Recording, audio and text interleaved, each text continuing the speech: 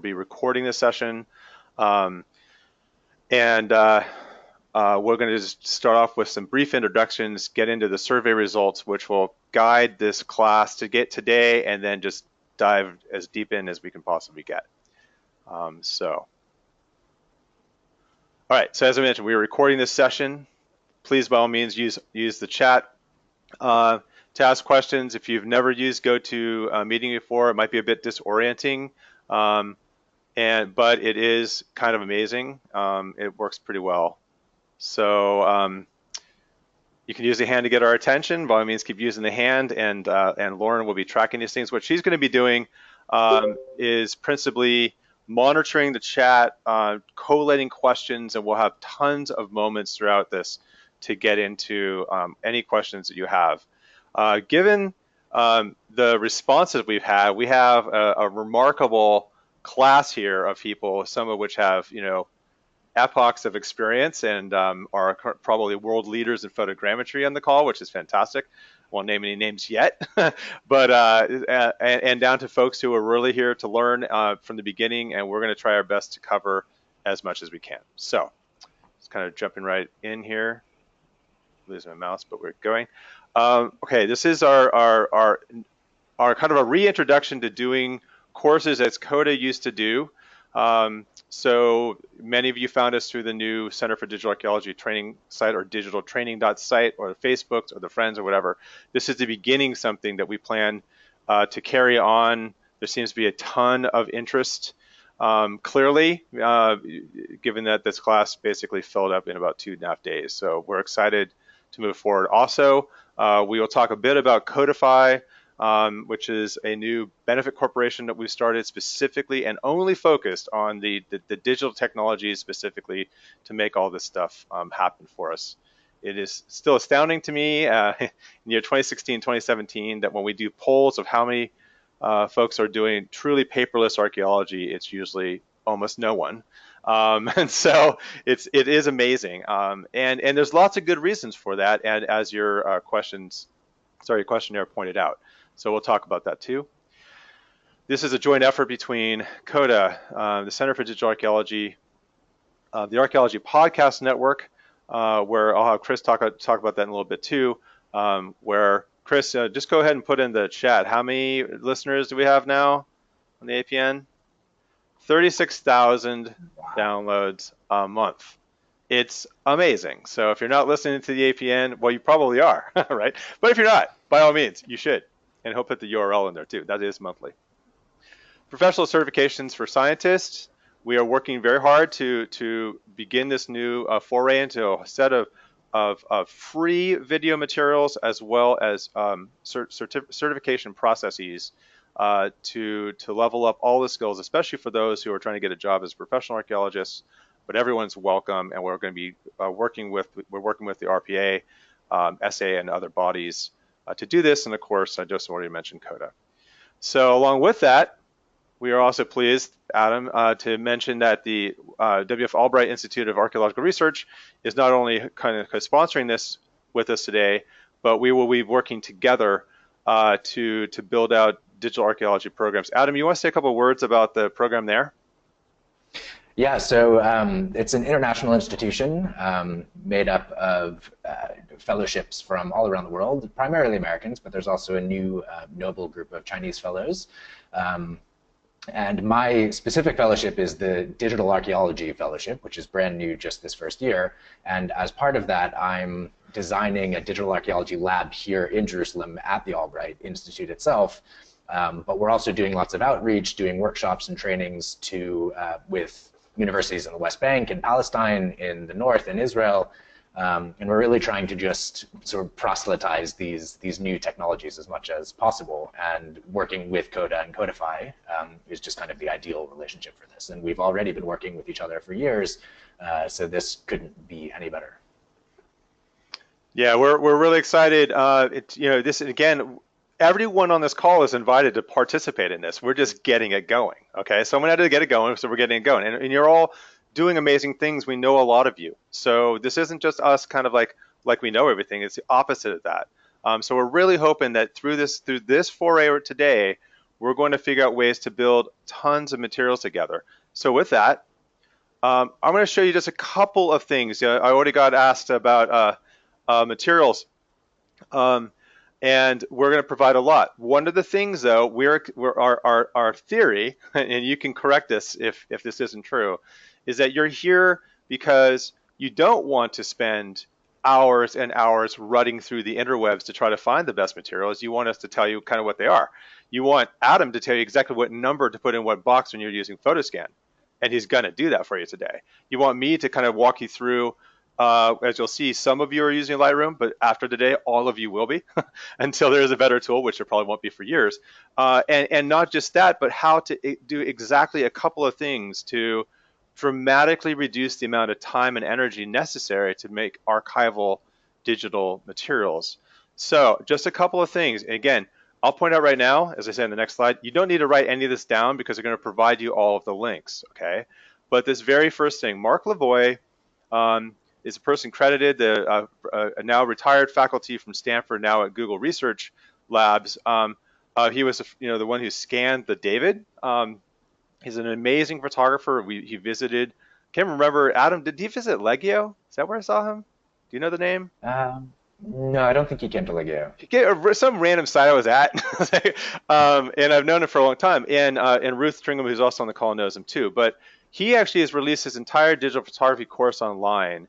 And given the audience we have here, I would definitely encourage all of you to take a look at it. You don't need to know anything about all of the ins and outs of how lenses work, but by the end of that course, we're all going to know all the ins and outs of how lenses work and everything in between. It's really fantastic. And it's also a great motivator for us because that course that he gave to Google had about 1,100 people in it virtually. So they've figured out how to do this. Of course, they're Google. There's tons of materials out there. I can't recommend enough the photography school that's available from Vimeo, so check that out. And I'm very impressed, excuse me, with the Lightroom tutorials. I can't remember the name of the woman that runs a lot of them, but she's amazing and very clear. And most of the things that I've learned, I probably learned from there. And that's all free and available. We have your folder, and we're putting a ton of materials into this folder. There will be additional materials that we can't put in the folder because we can't share them in a broad public way, and that folder is totally open and public to everybody. But we will be providing this to you as we talk about them today on a kind of individualized basis. For example, there are particular materials that are produced by a gentleman by the name of Tom Noble from the Bureau of Land Management, and he simply asked that because he's really passionate about this stuff, that we just check in with him before we share those things. But I'll tell you, if you have those magic notes, it's going to make your 3D models, which is definitely part of today, a whole lot better. Okay, so any questions so far? Looking? Lauren, anything? All good? We're ready to rock and roll, Michael. All the rock. No questions as of yet. Okay, so we're going to take a look at the poll in just a second. Right now, in fact. Whoa, everything went silent. We still good? We're good. Okay, sorry. There's somebody muted. So we're going to take a look at the poll. But this is from what you all said that you want to do today for the 14 people that did respond. We're going to talk about some essentials for photography for archaeology, including kind of our tried and true workflow for Lightroom, which is really incredible and very helpful. It's gotten lots of feedback from this Smithsonian, Library of Congress.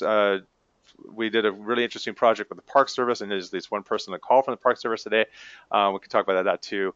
Then we're going to dive into photogrammetry. We're going to do very brief. We're not doing a whole lot of lecture today. It's all about doing, but we are going to give you a couple of things that are really important to understand about photogrammetry because everything changed 5 years ago. And so we're going to talk about that very briefly, and then Adam is going to dive in and show you all sorts of stuff and blow all of our minds. Where I will come in, kind of the roles we decided to play today is I'm going to be the guy that, like the cranky guy that talks about how we got to get the color right, and try to get the pixels right, and do all that kind of stuff. And now I'm just going to basically demonstrate how everyone here can do this stuff and do it really well. We have, as you'll see in the poll, you also had some very specific questions about things, and some of them are pretty specific. Underwater archaeology and other things. We're going to talk a bit about that and kind of hopefully point us all in the right direction. Then the last bit here, the thing that I got this tattoo for, born archival imaging, why we care, how we're going to make sure that our content will actually persist more than,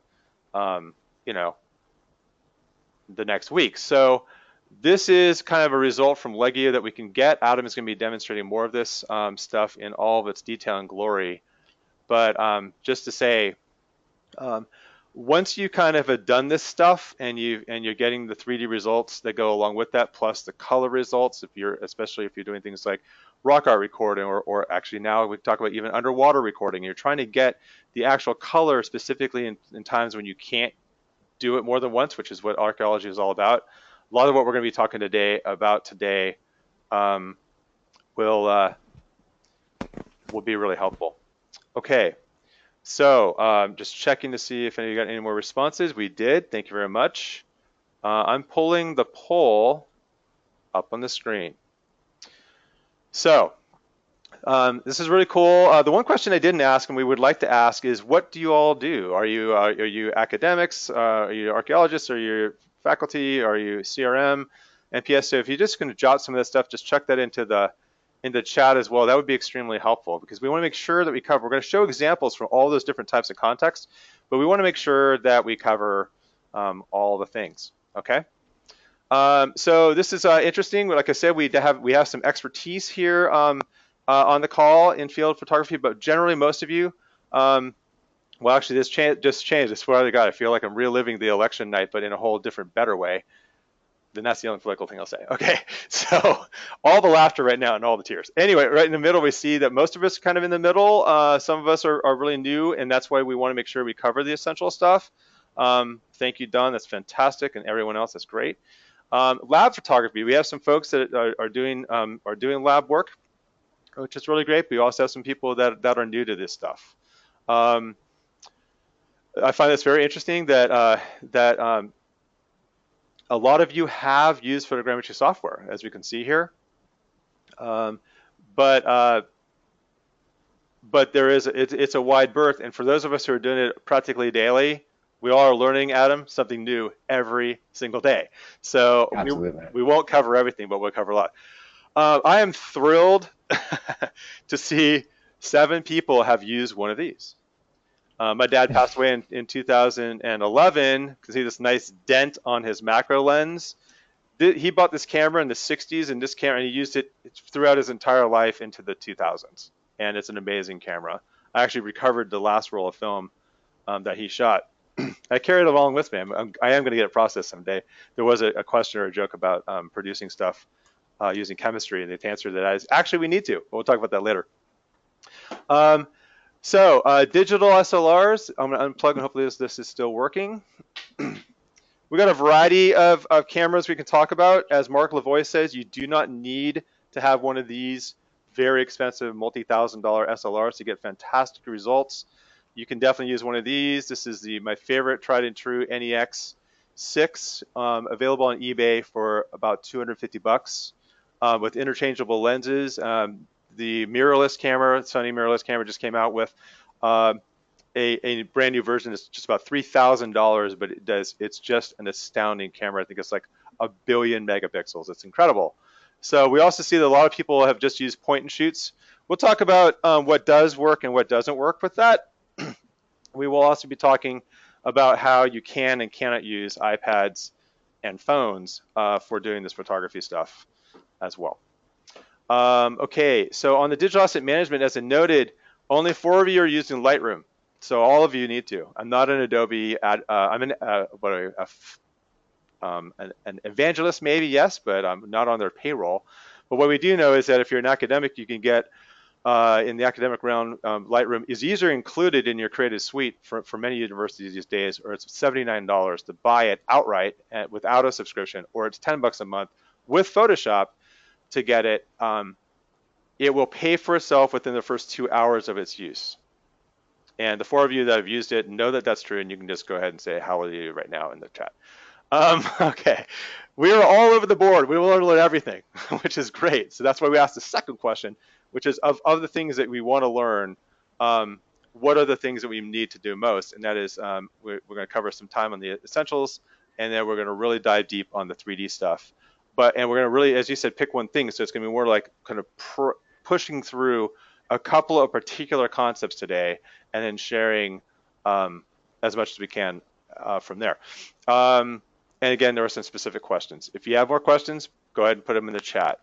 I'll also point out that not a single one of us was able to say, probably because I joked about the Tesla thing, but I also joked about Nat Geo, and it turns out at least one person here has done work for Nat Geo. That was funny. But I just want to say that the 3-2-1 backup plan is kind of it's not a place to end. It's the place that needs to begin. It's where we need to start. If there's one thing that I would want you to take away from the day, it is that the critical importance of having at least a 3 copies, 2 media, and 1 offsite version. Adam, 2015. Looking over there because he's over there. So we had how many hard drives fail? Like 4 or 5? Can't remember. Oh, at least we thought we had redundancy, but we didn't lose data ultimately at the end of the day, but man, it was scary. And like we had all the labs and everything dialed in and everything, and it just is incredible. This stuff it's volatile. Mm-hmm. So with that, that's the plan. If anybody has any ideas beyond that, put it in the chat, and we're just going to keep going. All right, here we go. The brief. First of all, I love this picture. So, back in the day, you would pay for film, and then you would process it, and then you keep it. I was just to give you a quick history of myself here. I worked at a photo lab when I was 15 years old, with all the chemistry, and and I'm still suffering from to this very day from basically the Agent Orange, Soylent Green experience of that. But the thing was interesting is that we would take pictures, we would process them, we would put them in folders, and we would keep them. We heard lots of stories. I mean, we heard if you've seen the new Google ads for their version of PhotoScan, the notion that your photos are not safe in the attic, but they are safe in Google Drive. Kind of true, maybe, but not really. So, one of the things we'll talk about today is the importance of really having a born archival work plan. So we're going to get into that. On the 3D part, because you asked, a couple of quick examples. I'm going to be doing this kind of I'm going to go into this stuff really quick, kind of to keep you really excited, depending on what time zone you're in. But then we'll circle back to the born archival stuff in just a second. So this is just some examples of some different models. I will point out that if you look at the painting, what you're seeing there is not what we're typically seeing, what we, like Adam and I and others, I'm sure others who've done photoscan are seeing, which is really actually not good 3D models that are being generated using photoscan and other techniques, but actually like orthophotos, which are extremely useful. But to produce really great 3D data, which is what you're seeing with that painting, all you're seeing there are points. Those are actual, instead of pixels, those are all points. This is 80 million points in that model of that painting, of that section of the painting. So to produce a really great 3D model that we see on the left of the little bowl, same drill, is a matter of really producing excellent 3D data from photographs.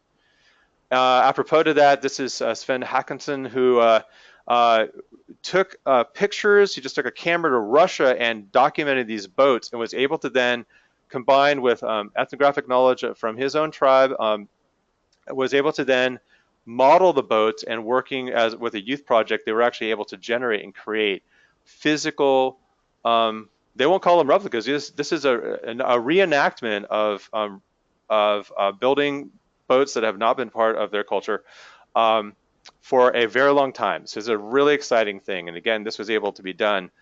He just took his camera, took the pictures, and was able to generate some phenomenal models. Examples of photogrammetry in place. Coming back to photography again, I'll just keep repeating that. Typically what people are thinking about when they hear photogrammetry, until just in the last couple of years, is this. Taking a couple of aerial photos or using, almost got it, but basically taking pictures together, corona imaging, satellite imaging, etc. But now what we're talking about is the ability to work much more in what they call the close range. And for us, that might be on a pole, but as Adam will talk about, that might just be on the ground, and all the great results you can get from that. One of the great things from the product, I'm going to skip this because I don't want to steal any of Adam's thunder, so give me 1 second. I just want to cut into here. I want to point out that for our game, Star Wars Battlefront, these guys went out, as Star Wars fans do, and took a bunch of pictures of trees, and were able to produce this.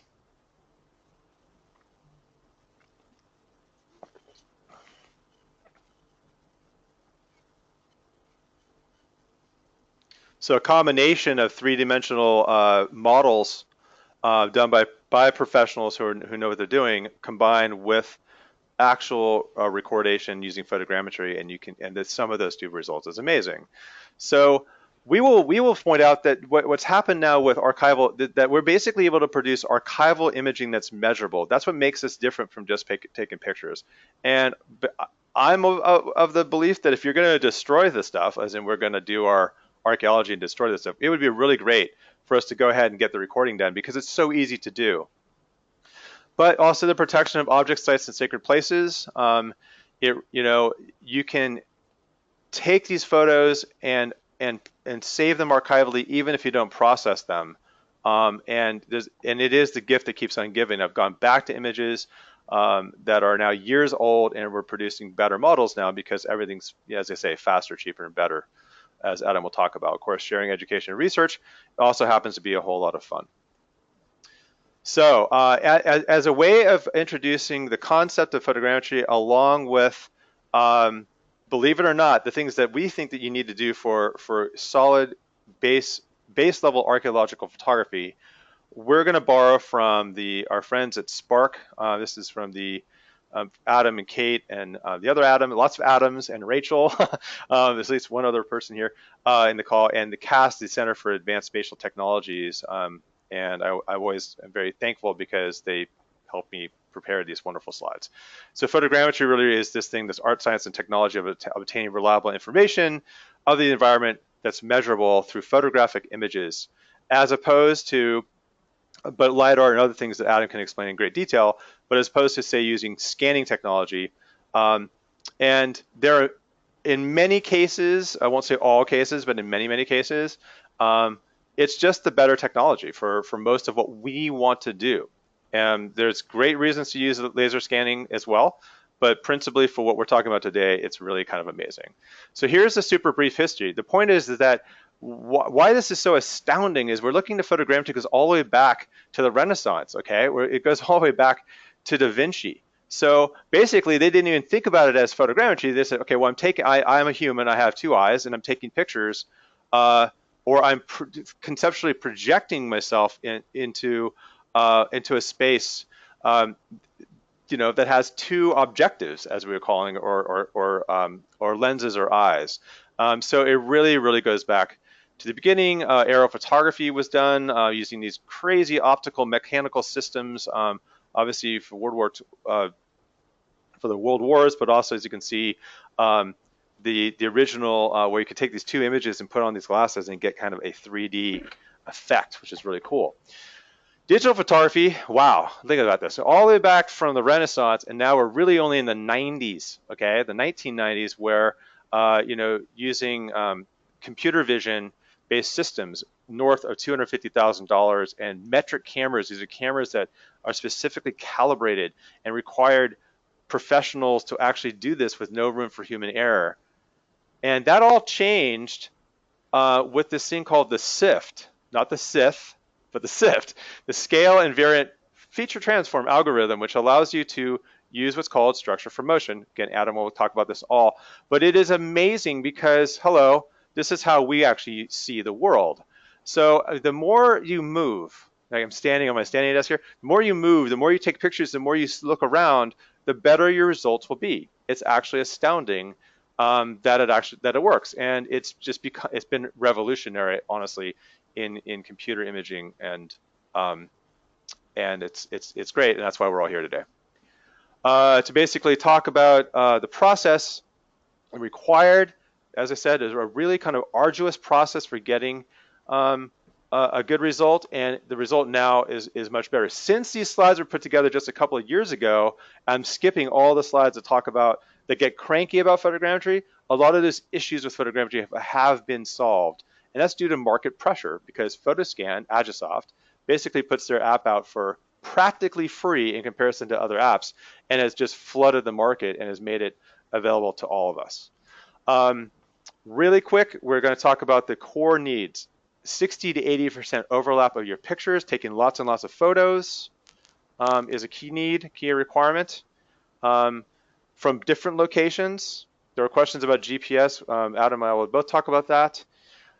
If you want to produce 3D data, so here's the first fun fact. If you want to produce actual 3D data that doesn't suck, you're going to have to spend a lot of time in Photoscan doing reprojection error correction. If your objective is just to produce an orthophoto for the purpose of walking and mapping, it comes down to minutes. And again, Adam will talk a lot about that, and we'll show you some kind of new stuff we're doing at the end. So again, 80% pictures, lots of movement, cannot stand in one place. You're not trying to produce a panorama, okay? Just like if you close one eye and you look around, you don't get that sense of depth. You really need to move around and take lots of pictures. Lighting. So, fun fact for basic essentials for archaeological photography. Whatever your subject is, needs to be under one light source. We're gonna talk about these things in real, true kind of rules, okay? So I would suggest, and I'm sure Angela and others who have been doing photography for years will suggest, that the subject that you're recording can't be convoluted by mixed lighting. So you need to either generate your own shadows or generate your own light. And Adam's going to show some mind-altering examples of generating your light, and I'm going to talk a bit about color checkers and other things in our new photo board that can help to do things specifically around color. Well, wait, before I do that, really quick, there are some fun things we can talk about today around static light sources, diffuse light sources, using strobe. It is a possibility to use flash for this stuff. It's complex to do it, but you can also use LED lights and other things to produce a source. But it has to be diffuse. It can't be sharp light like a flash because that produces other visual artifacts. So, color checker. You do not need to spend all the money on a color checker that looks like this. You can also use a color checker that looks like this for $10. You can also spend a little bit more money and get a white balanced color checker that looks like this, because believe it or not, it's just the gray that we need. All the other colors are helpful for this, and it also makes this kind of feel emotionally better and looks more cool in your photos. Or you can use something like we're building, which is this new photo boards that are the kind of gray color and have measurement capabilities. Color balanced, at least 5 megapixels or more. Particular lenses, we're going to cover all that in the next couple of seconds. Will your camera work? So, maybe. As of just the last couple of weeks, you can now use Photoscan with what's called the rolling shutter. I'll talk about that ever so briefly at the end of this segment, which is going to end just so you guys get a sense of timing in about 5 minutes. Image resolution, more resolution is in fact generally better. You can always make it less. Again, Adam will talk about that. But if you don't have it to begin with, that's it. You're kind of screwed, right? We'll talk about the sensors in just a second. It is ideal to have a fixed focus. If you're Tom Noble, again, now retired from the BLM, you're only taking pictures that are fixed focus. It just turns out that's actually not possible all the time.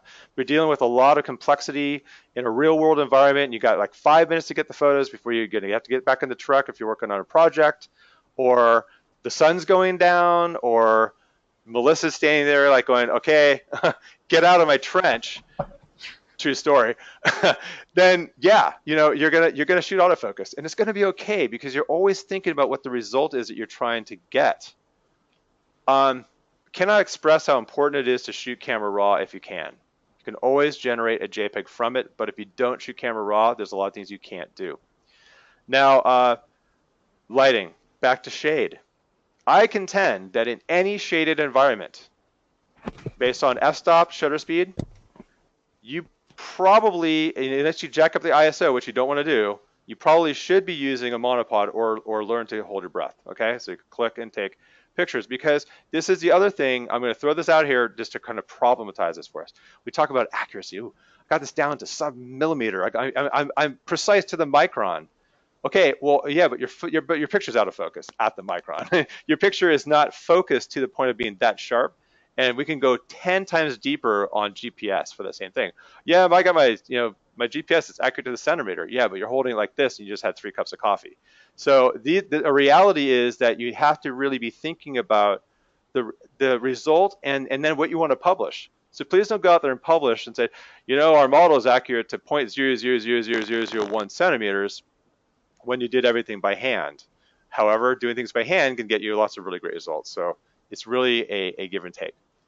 I love this picture. This is a picture of an inside of a lens cap. Just taking a picture of the black surface. What you're seeing on the right with the JPEG is the actual noise that's in your image. So when Photoscan or software wants to process your picture, it has to deal with that, okay? And you can't get it back. What you're seeing on the left-hand side is a more clean, contiguous image data, but there's still visual noise when you have no light. So this is my pounding on why RAW is so critically important. We'll talk more about that at some point, probably. Phones and iPads. Hey, look, here we go. Okay, will your camera work? The problem we still have is, as of now on iOS, with iOS 10, we now have the ability to shoot camera raw on an iPhone 7 or an iPad Pro, which this is not. Android beat us to the punch, right, Adam? To February of this year, they also started the capability of shooting RAW. But all of these devices and almost every camera that you buy that's associated with a drone is using something called a rolling shutter. A rolling shutter simply means that instead of exposing the entire sensor at one shot, it's basically drawing lines across it, and it produces kind of a slimy, kind of like smeared data set. But it really only impacts you if you're moving, which is another key thing. But I bring this up because as of now, it is possible to get really decent 3D imaging out of rolling shutter cameras. However, you have to do work. You have to actually go into the software and do some processing to get it to really be truly 3D. However, we use these all the time because you can get fantastic results of using your cameras for the purpose, your smartphones, for the purpose of collecting GPS data, which may not necessarily be in your other camera. And this is what I'm talking about. Look at all that luscious data trapped inside of your pictures from your iPhone. Not in my Canon. Well, that particular Canon does have GPS, but not my little NEX. So we'll often use this data and append it, as you'll see, to our other pictures for the purpose of geolocating photos. Digital zoom. If you have digital zoom, don't ever use it. Ever, because all you're really doing is just taking the frame of your picture and moving it, cropping it on your camera, on your phone, and then you can't uncrop it. Again, if you're putting pictures up on Instagram, by all means, do all the cropping you want, but it would be better just to take the full frame of the picture. Manual zoom. If you have a camera that doesn't have, if it has a fixed lens, it's better, but you definitely want to turn off this image stabilization. This camera, which we love, very expensive Canon 6D, has this lovely zoom lens.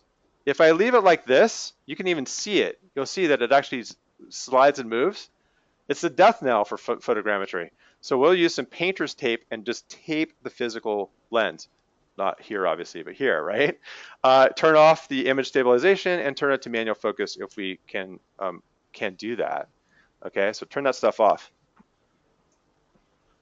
In terms of sizes of shapes of things, we really want, it's important to understand how this stuff works.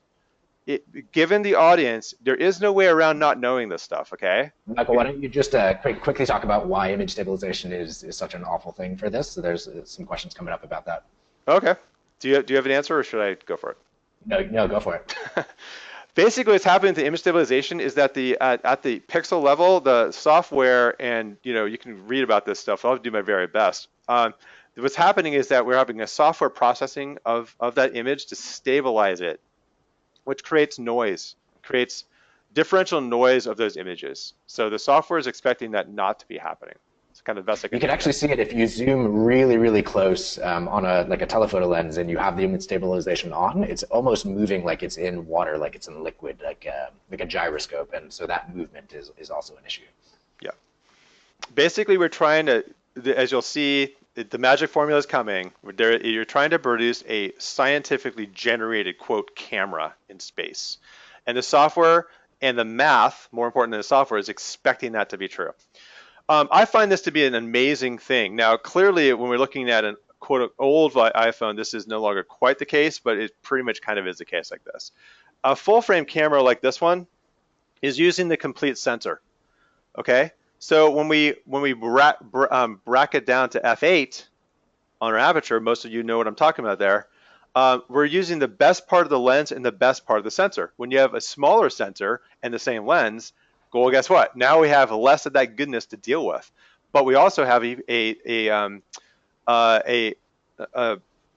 factor of crop, which means that the image itself, if I have a 24 millimeter wide angle lens on an APS-C sensor, which would be something like this guy, that 24 is more like a 50. Okay, it's not quite as wide. And I don't know about you all, but I can never, this image, I never have enough pixels going wide enough. So that's why this is a kind of an important thing. Until you spend several $1,000s, you're not going to get a full frame camera. So just be aware that while APS-C is kind of the sweet spot for most things, and it's perfectly fine for everything you're going to do, you just need to be aware of what that combination is that you're dealing with. I'm going to skip that. We're giving you all these slides. Okay, so this is everything you need for photography in generally speaking, but also for photogrammetry. I purport that you always have to have a color checker. And if your lighting changes in your scene, like, oh, this has never happened, oh wait, it happens all the time, cloud, sun, rain, then you should be checking and taking photos of your color checker as that lighting changes. Post-processing software will do some stuff. Thanks, Ruth. Post-processing things will, like Photoscan, can actually do color processing for you, but it takes time. So you may as well just give it what it wants. An object of no length, it can be something like this. This is Cultural Heritage Imaging's magic bars of length, which is also in the slide here. But as Adam talks about, there's other ways of getting an object of known length. All it matters is that you have some form of object of known length in your scene in order to scale for 3D. We had a question, do you have to have scales in all your photos? And the answer to that is, well, for archaeology, you should probably have scale in at least one of the photos in the sequence. But Adam's going to show you some really cool tricks about that. And then the targets, which are these things. Again, going to leave all that for Adam. Now, for photography. Manual focus, or at least, as I like to say, knowing what your focus is. Okay, so as an example, wow, I've looked at so many artifact photos. Okay, where when you zoom into the focus, it's the board that's in focus, or something that isn't the object itself that's in focus, or you don't have enough depth of field, especially with the macro imaging, to make sure that things are in focus. Okay, so that's critically important. I mean, if you have one chance, if you're not collecting the object, or if you're about to pickaxe and destroy the archaeology, you really want to make sure that everything is in focus. For photogrammetry, you're trying to produce this idealized camera in space. And so for that, ideally, as I said, manual focus, every image in the same plane of existence, but they don't have to be in a straight line, as Adam will also talk about. A quote fixed lens would be ideal. You can definitely use zoom lenses. F8 seems to be the magic number for all things. I mean, if I were going to get a tattoo of an aperture, it would be f8. But it isn't true if my lens in this case is 5.6, because that's not enough depth of field. However, we're back to lighting again. You know, end of day, beginning of day, Legio, where they begin at 4:30 in the morning, which is crazy. You're dealing with like needing more light, then you're probably going to have to open that up a bit. Fixing the ISO. Don't let your camera choose its ISO for you, basically ever. I mean, you want to fix that. Most cameras have a rating you can find yourself, but typically 200 or 400, anything above 400, even though these cameras will tell you, I have like 400,000 ISO, they're lying to you. They're going to produce noise. So I basically stick at 400 as a general rule. Locking that exposure, however, we typically shoot, and Tom also blesses us for this, aperture priority. The most important thing is to lock the aperture and let the shutter speed do whatever it wants, because it's that lens aperture combination that's producing the image on the sensor that Photoscan is expecting. And Adam will tell you, we can save you hours of time in processing over a project by just doing that one thing. And as I already mentioned, we think that iPads and smartphones are excellent for documentation, like doing this. Still not great for doing 3D models that matter to you, but are really fantastic for other types of archaeological photography, like site overview shots and field imaging. The new cameras, as we've seen in the, yes, that is true, Chris Sims. As we're seeing with the new iPhones and Android phones and whatever, even the exploding Note phones, we're looking at really amazing camera technology. But again, the purpose is to really understand how it fits into our workflow. So that is the only lecture-ish stuff we're providing today. Any questions or concepts or comments or anything else, people? Michael, there was a great question when we talk about equipment used in the field. With all of our camera equipment, what would be the best external hard drives, best stable equipment in that field to bring with you on site? Great question. And that would be, I hope you all got one of these, a box of hard drives. No? All the hard drives? Just have two. Does that cut it? Always have a backup, everyone. Everyone always have a backup. So this is a portable RAID drive.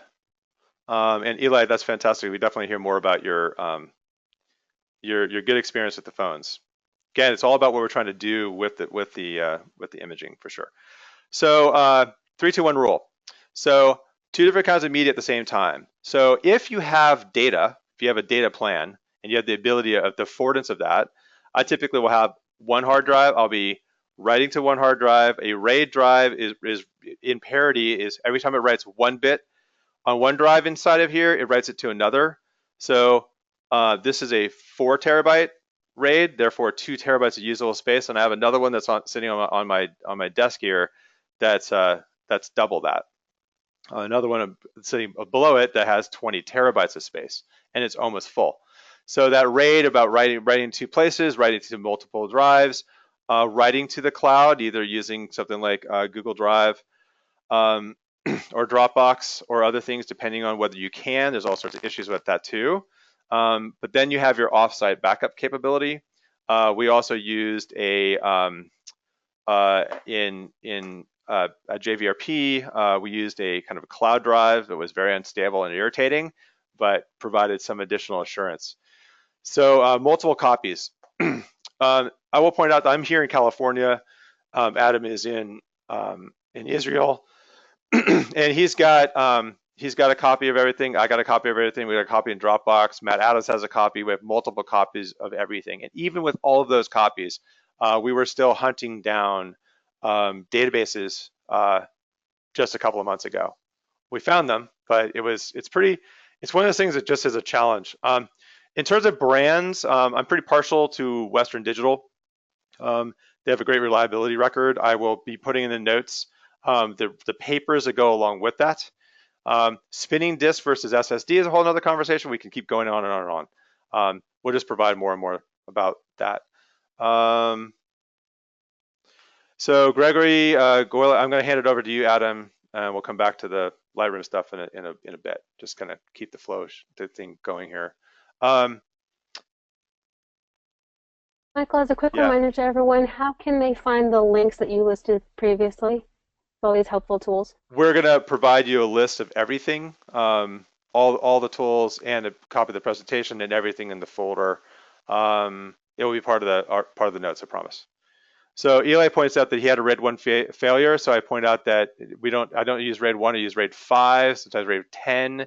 I follow the best practices of my years of working in data centers. So that's again another thing you really have to know and understand. So if you have RAID 1, that basically just to go into it for just 1 second, that's for speed And when that drive fails, your chances of getting back your data are basically zero. It's really, really hard to do. So there is a bit of an education here. I'm sorry, there's no way around these things. So multiple copies keep stuff safe, as they say, lots of copies. The manual focus of photos taken from varying distance to subject can be countered with a high depth of field. The answer to that is yes. We can talk later. We can talk later about the hello, where's it going? Hyperfocal, or being able to use focus stacking and other ways you can get additional depths of field. Adam, I'm going to hand this over to you. Excellent. And then you're going to show us some cool stuff. Let's see if I can make you I'm going to make you the presenter. Okay. Okay, great.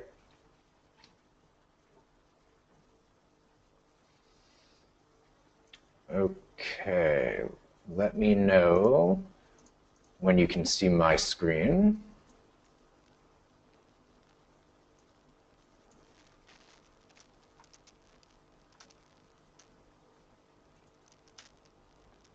Is my screen visible to everybody? Yep. All right, go here. All right, great. So I'm going to go full screen, and hopefully this will work. Okay, cool. So I'm just going to give a brief overview of the project that I work on, just as some background for where the development of this new methodology that we're all interested in has actually happened. So my main project, I'm a little bit worried about the latency. I saw that there was a bit of a delay with the slides. So tell me if you're missing things that are obvious because of some sort of delay. So the main project I work on is called the Jezreel Valley Regional Project. It's a pretty extensive project in northern Israel, in the Jezreel Valley, obviously. And it's directed by Matt Adams, who's also the director of the Albright Institute, which we've mentioned previously. I think a lot of you who are here now either live in Israel or work in Israel, so this is probably quite familiar to a number of you. But this is where the Jezreel Valley is located in northern Israel. And this is an aerial orthophoto. This is unimportant for now, but just as an example, this is an aerial orthophoto of a very, very small segment of the Jezreel Valley. And this is an ideal landscape for this type of research because it's varied. It's very hilly in some places, it's very flat in some places, and there are hundreds upon hundreds, if not thousands, of archaeological sites in this area. The main sites where I've actually done the research and the experimentation for this methodology are these three sites. There have been a number of other sites, and I'll show you some examples from a lot of other sites in the area. But Tel Megiddo, for those of you who don't know, is a significant site biblically.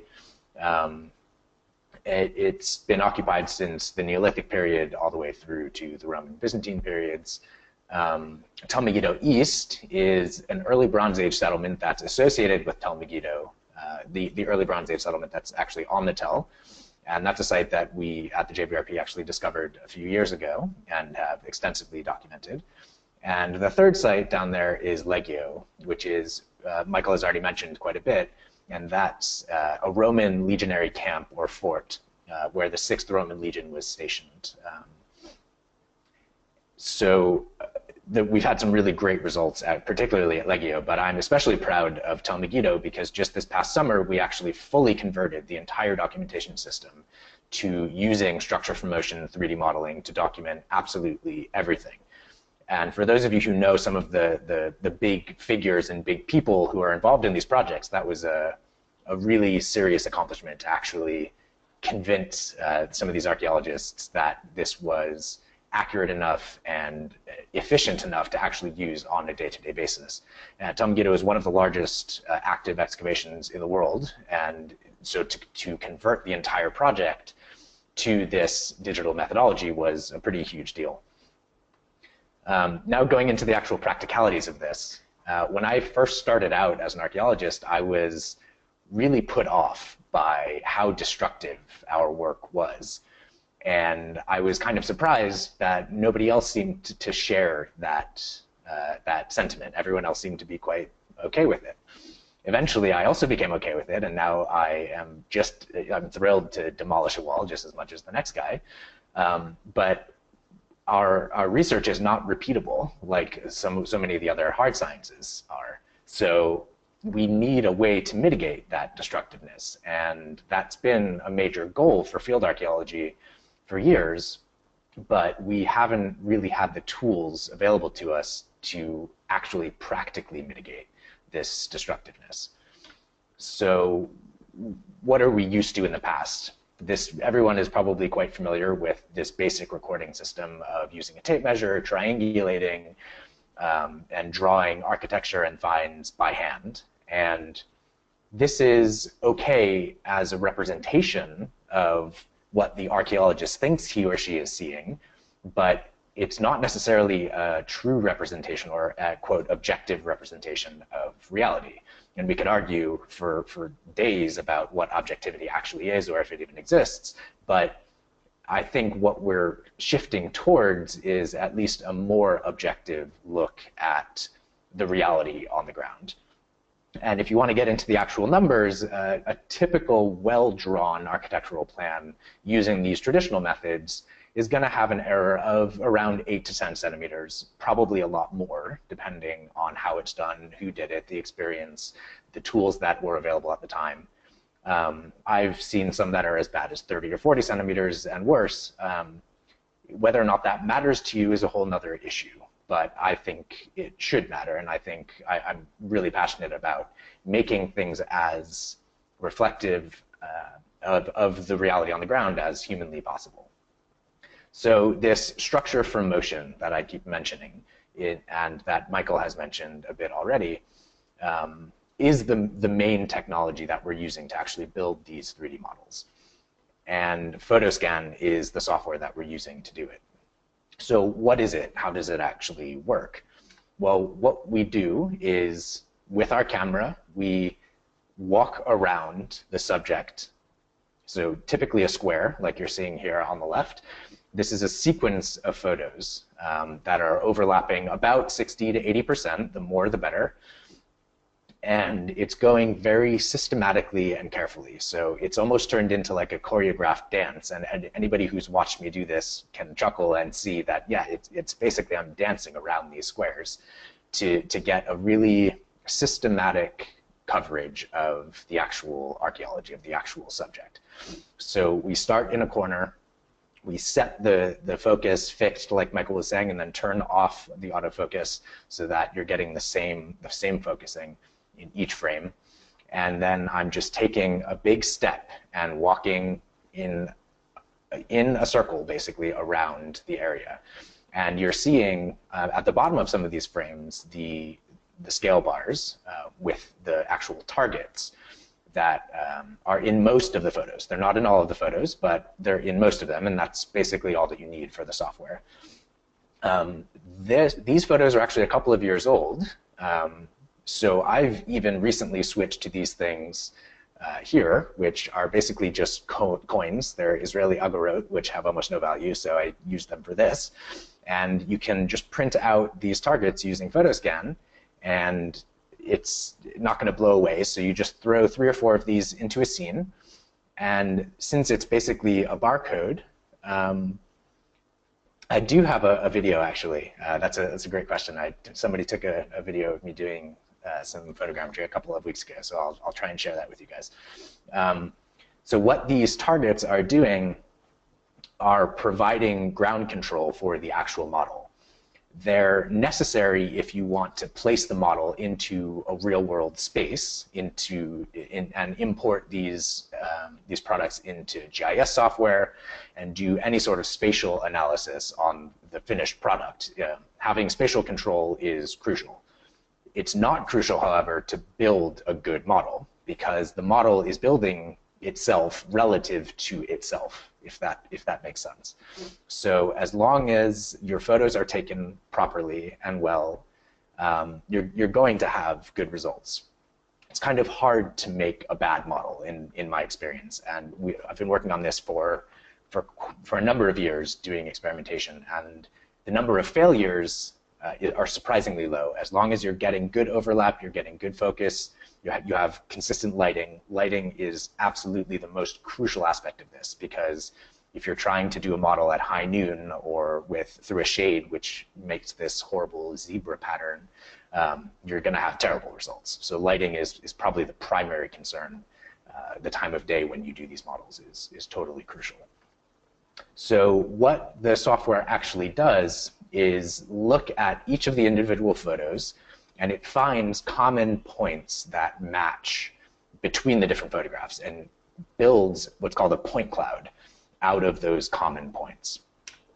And here's an example of a point cloud. This is a sparse point cloud, so this is just the very first step.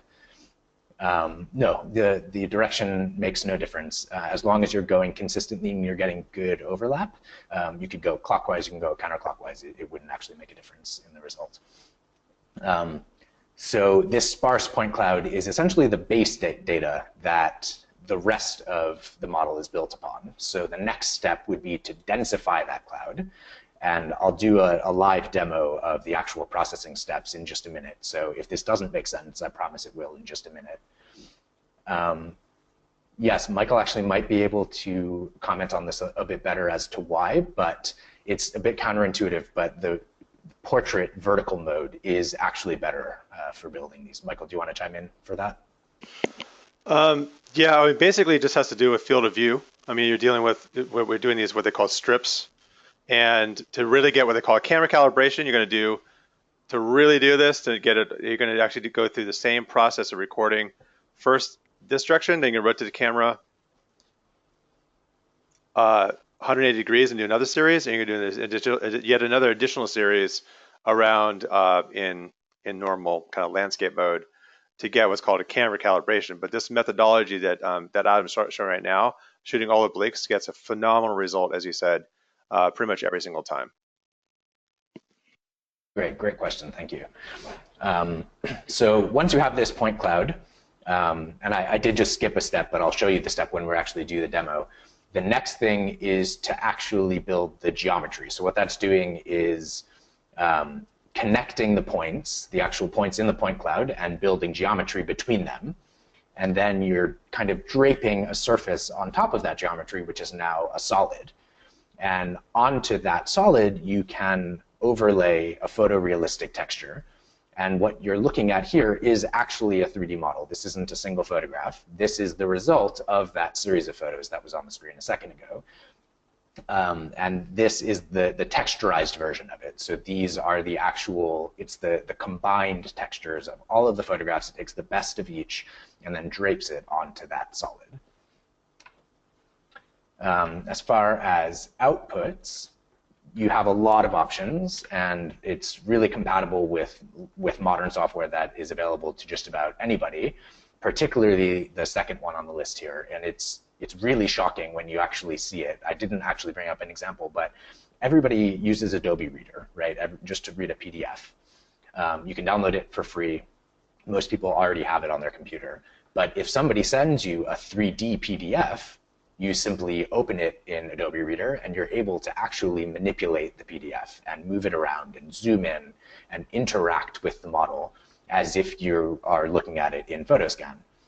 The quality isn't quite the same as if you're looking at in Photoscan. It's a bit smoothed over, but it's a really great solution for sharing these models in a wide way with the public and with other researchers. If you just want to quickly show somebody a model, you can just send them a 3D PDF, and you'll know that they'll be able to open it regardless of what type of computer they have or whatever. They'll definitely be able to read that file.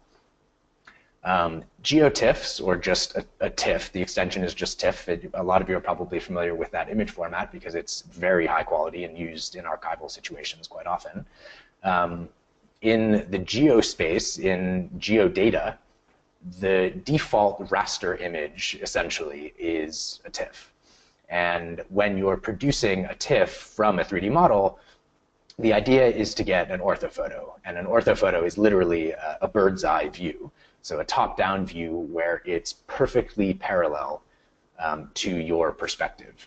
And you need it to be perfectly parallel, which you can't do manually. You need to have geospatial data in order to produce something like this. The purpose of an image like that is to actually digitize architecture accurately, so that when you're tracing over an orthophoto, you know that your lines are actually on top of where they should be, where the stones actually are in reality. And you can pull these geotiffs into GIS software, and since they have geodata associated with them, you're able to do any type of spatial analysis, hydrography, volumetric analysis, anything you can imagine. Once you have the data, it's just your imagination that limits what type of analysis you can actually do on the data. Another really cool and relatively recent service is Sketchfab, which I like to call essentially the YouTube of 3D models, because it's an online repository of models that you can stream to any device with a web browser. And this is really, really valuable because I've actually stopped sending people 3D PDFs, and I've just started sending people a link to Sketchfab models. And it just loads up in their web browser, and you can interact with the model. You can embed it in websites. You can embed it on Facebook. You can do whatever you want with it, and you don't need any type of fancy hardware or software.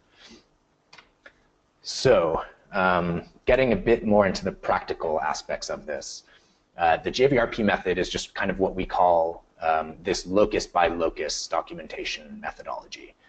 And a lot of projects these days, at least the projects that are implementing 3D modeling in any capacity, which there's still few and far between, but there are some, they're generally doing it on a very large scale, but in limited capacity. So they'll take a model of a final situation of an excavation unit, or a really significant structure or building or artifact in situ, or just artifacts in the lab, or just ceramics in the lab. But what we're doing a little bit differently is actually completely replacing all day-to-day documentation with this method. So every time you change locus, and for those of you in working in the States, you maybe would just call it a context, but in Israel at least we call them loci. Every single time you change to a new context because of sediment change or because of architecture, we're stopping the excavation for about 5 minutes. I will hop in, I'll take this series of photographs and build a model of every single locus. And what this does is provide sort of a safety net. It provides not only a record of every single step of excavation, but it allows archaeologists to actually revisit their decision-making process. And I remember at Legio, one of the field archaeologists, I think it was Nick, who's actually here, was debating whether or not he should remove some stones that were associated with some of these drainage pipes. And it could have gone either way, and it was a good debate to have, but just to be safe, I hopped in and quickly took a model of the area in question. And then knowing that it was fully documented, you could just remove it. And if it was a mistake, it was a mistake, but if not, you made the right decision. But having this as a backup almost of that decision-making process in the field, I found to be hugely valuable. And we've used this in a number of situations where it was unclear whether or not something should be done in the field. This allowed you to just be secure in the decision that you made, regardless of what it was. So I think I'm going to hop over now to a different program. I'm going to actually go into Photoscan and do a demo right for you. Okay. So definitely chime in. I'll try to keep an eye on the chat. Try to chime in if any of this is unclear. We got your back. Or if it doesn't look right. Cool. So this is a blank, empty Photoscan window. This is a very simple user interface, not a whole lot going on. I'm just going to open up a folder that has the photos in it. So these photos, I've decreased the resolution a little bit because these are large pictures. But in order to make a good model, we can still actually decrease the resolution, and it's just going to process much more quickly. I should also mention that, so let's assume that these photos have already gone through Michael's Lightroom process. So they've been color corrected, they've been lens corrected, and everything is just now ready to go.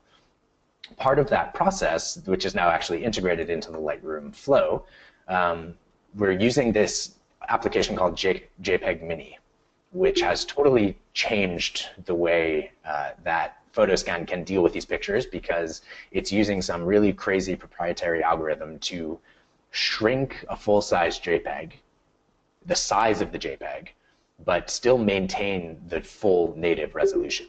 So if you throw a 12 megabyte JPEG into JPEG Mini, it's going to shoot out a 2 or 3 megabyte result, which is identical. You can put them side by side, and you cannot tell the difference. So that actually speeds up the processing time in Photoscan. So what I'm going to do here, yeah, we do some basic lens correction in Lightroom, but you don't actually need to. You're right that Photoscan does do a great job with lens correction. Michael can correct me on that if he thinks. Just very quickly, we don't. We'll show, but basically we attach the lens profile because we're snobby that way, but we let Photoscan do the actual lens correction processing. So we turn down the lens correction, but we make that connection to the profile, which helps Photoscan. All these things that we do to increase the speed. Of course, Eli, you're doing this for a living, so by all means, tell us your stuff too. Cool. So I'm going to I'll show you a couple examples. It's an application, but it's also a plugin for Lightroom. All right, now I'm going to focus on the actual demo, and I'll just show you a couple examples of these photos. This looks similar to that unit that was on the previous slide, but it's actually a different square. So you can see just the series. They're very simple, basic photos. Okay. I'm now just going to select all of them, drag them over to Photoscan. Now we've got the pictures here in Photoscan. You can see them. I'm going to save the Photoscan file as the name of this square is CV82. Doesn't matter. Okay, so now that's saved. The first step is to build that initial sparse point cloud, which I showed you previously. And that's all, basically everything we're going to be doing is under the workflow menu. So we're going to go to Align Photos, and that's that very first step. And we don't have to really change anything here. You can have really great results using medium, but like I said, I already decreased the resolution of these photos, and the high setting is actually sampling the photos at their native resolution. So I'm going to keep it on high. Can you talk about in the advanced of tie points and all that? We're going to touch about that. Absolutely, yeah. So pair preselection is basically going to do a really quick look at the photos initially and build all of the really obvious points. And then after that initial quick step is done, it's going to go back and fill in the gaps. So this actually will save you a little bit of time. If you're using a camera that has GPS coordinates, you can use the reference setting, and that's going to use the coordinates in lieu of that pair preselection. And you can have good results with that, but if you're going to be using total station coordinates or GPS coordinates after the fact, generic is what you're going to want to do. So the default settings for key point and tie point limits are usually way too low. I'm not going to be able to explain the science behind this, but the key points are basically the most important points that it finds that are the basis for the rest of the points that it fills in after the fact.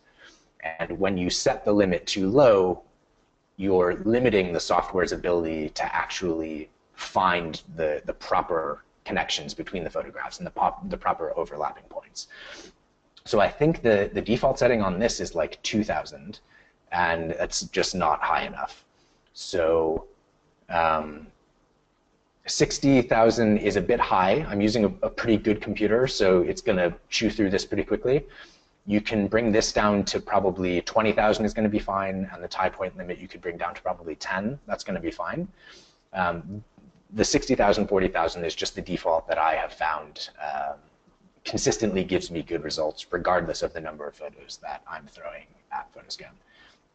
So since this is going to take a second, I'm not actually, this is a relatively new setting, adaptive camera model fitting, so I'm not entirely sure what that does, but I leave it checked and I have good results, so we'll go with that. So I'm going to hit OK. This is probably going to take about a minute, and this is that very first initial step. So if you look down here in the bottom left corner, this is a really useful console window. It's actually showing you every single thing that the software is doing in the background. So it just went through all 46 of the photographs, and it gave me a really quick readout as to how many points it initially found in each photograph that are similar to other photographs. After it did that, it selected those pairs between the different photographs, and now it's matching them and building the points from those pairs.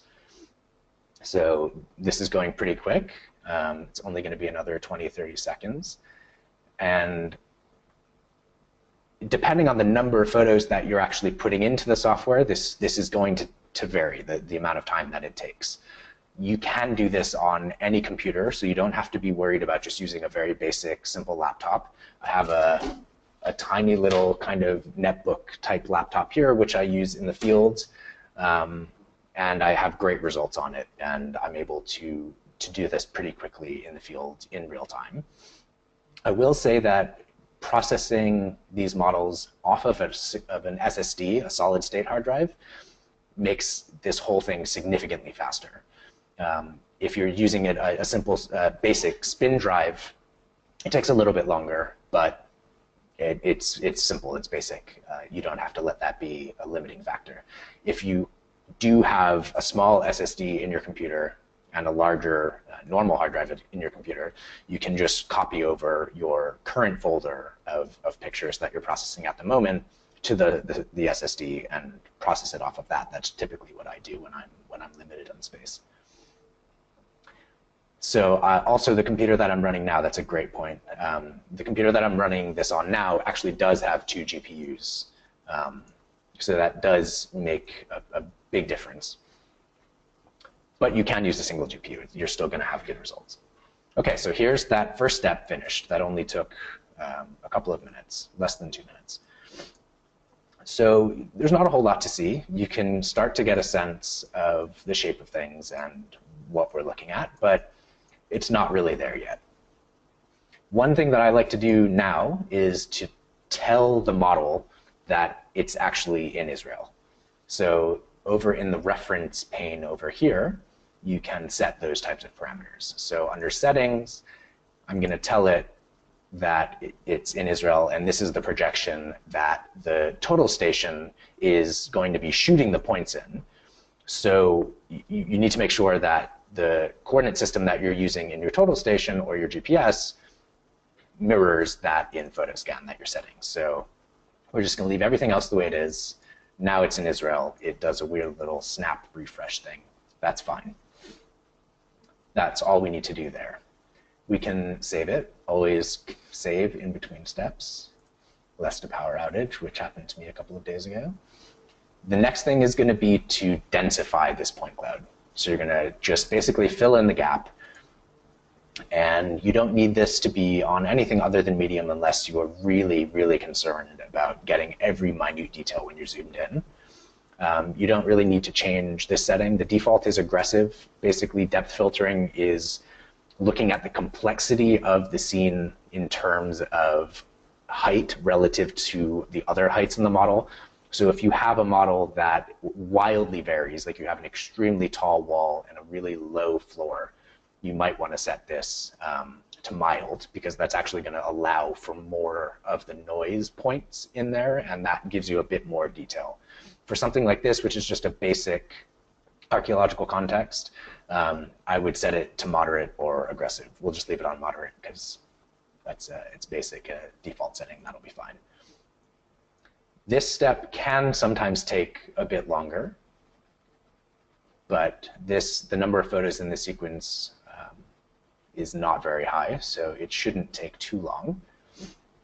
And some of those examples that Michael showed, yeah, you're right. I actually, on an older computer that I was using, a model that I built took a week in this step.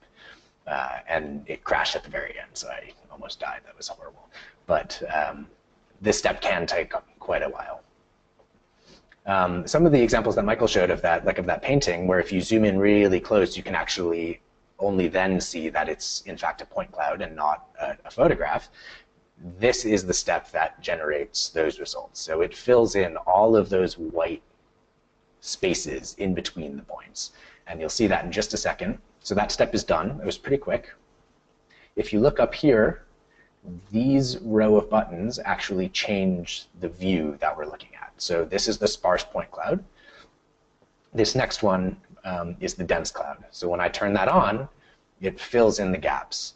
And now we can actually zoom in and we can move around and we can really start to see the scene. Some people would even actually be satisfied just with this to leave it as is and call it a day. I'm not happy with it yet, almost. The next step is going to be to actually build the geometry. This is going to connect the dots. It's going to connect the points and build a mesh between them. And that's, in fact, what the step is called. Well, we'll save it. And we're going to hit Build Mesh. All of this can be left as it is. Since the resolution of these photos was relatively low, we could actually hike this up to high and it wouldn't take a whole lot of extra time, but medium is going to be good enough for just about all your purposes. My default field processing flow is just basically medium on all these steps. You don't need to change any of the advanced options at this point. This is for different types of photographs and it's unnecessary at this point. So we're just going to hit OK. And this is generally a pretty fast step. This isn't going to take too long. And again, this is kind of an intermediate step. We wouldn't really ever stop after this is done because this solidifies the points into a solid. And then we're going to build the texture and drape the texture on top of the solid that is just about finished. So one more second.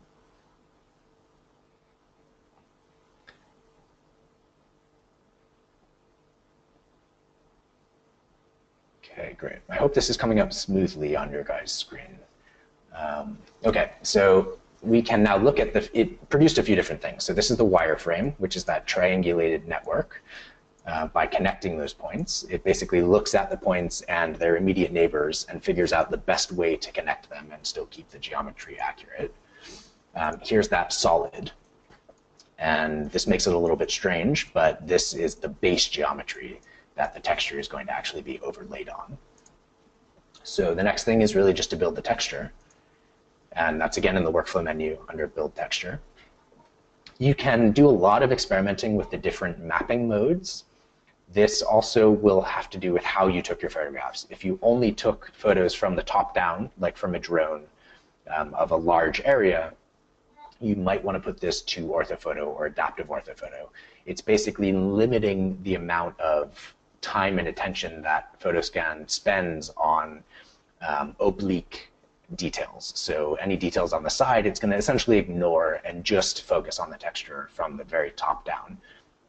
And that's generally enough, but for an excavation unit, I like to just leave it on generic because it does the best of everything.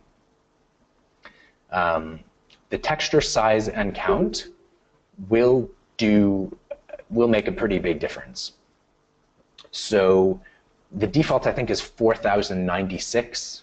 That's the setting that it's set to by default. I have found that that's not really enough. So I will just double that. Don't ask me why the bits are in these increments. It's like how a megabyte is 1024 kilobytes. They're not even numbers, but 8,192, I have great results. You don't need to change the count. That will just drastically increase the size of the whole model, and it will slow your whole computer down and probably crash it. So leave that at 1 and change this to 8192. When you change it once, it will then be set basically by default for Photoscan. Under advanced, hole filling is useful because it's basically just going to, using some arbitrary threshold, it's going to fill in tiny holes in your data set. And they're really tiny and usually inconsequential, so it will make it a much more contiguous data set that is much more aesthetically pleasing and much more accurate, because some of those holes are actually just artifacts of the processing. So I would always leave Enable Hole Filling selected. You probably don't need to select Enable Color Correction if you've put a color scale into your scene, and if you've done the Lightroom workflow. This is all going to be done for you. If you, for some reason, didn't do that, you could select Enable Color Correction. And Photoscan will then try its best to equalize everything. It does a relatively good job, but it takes a long time. So it's going back through every single photograph and sampling a lot of the pixels to try and find a common ground. So I will leave that unselected at this point because it would make this take way too long. We're just going to hit OK. This is a really quick step. It's usually almost instant. And when that's done, the model will almost be completely finished. You can always reprocess. If one of these steps produced a result that you're unhappy with, you can just go back and redo it. It will overwrite your previous process. And you can just mess with all of these settings. Experiment as much as you want, because certain data sets, certain types of photographs are going to have different and sometimes better results depending on these parameters that you're setting. The ones that I'm showing you now are just the ones that I have found to be good in just about every situation. So that's finished now. And all I did was click this button here to turn on the texture. And now we have a complete photorealistic 3D model of this excavation unit.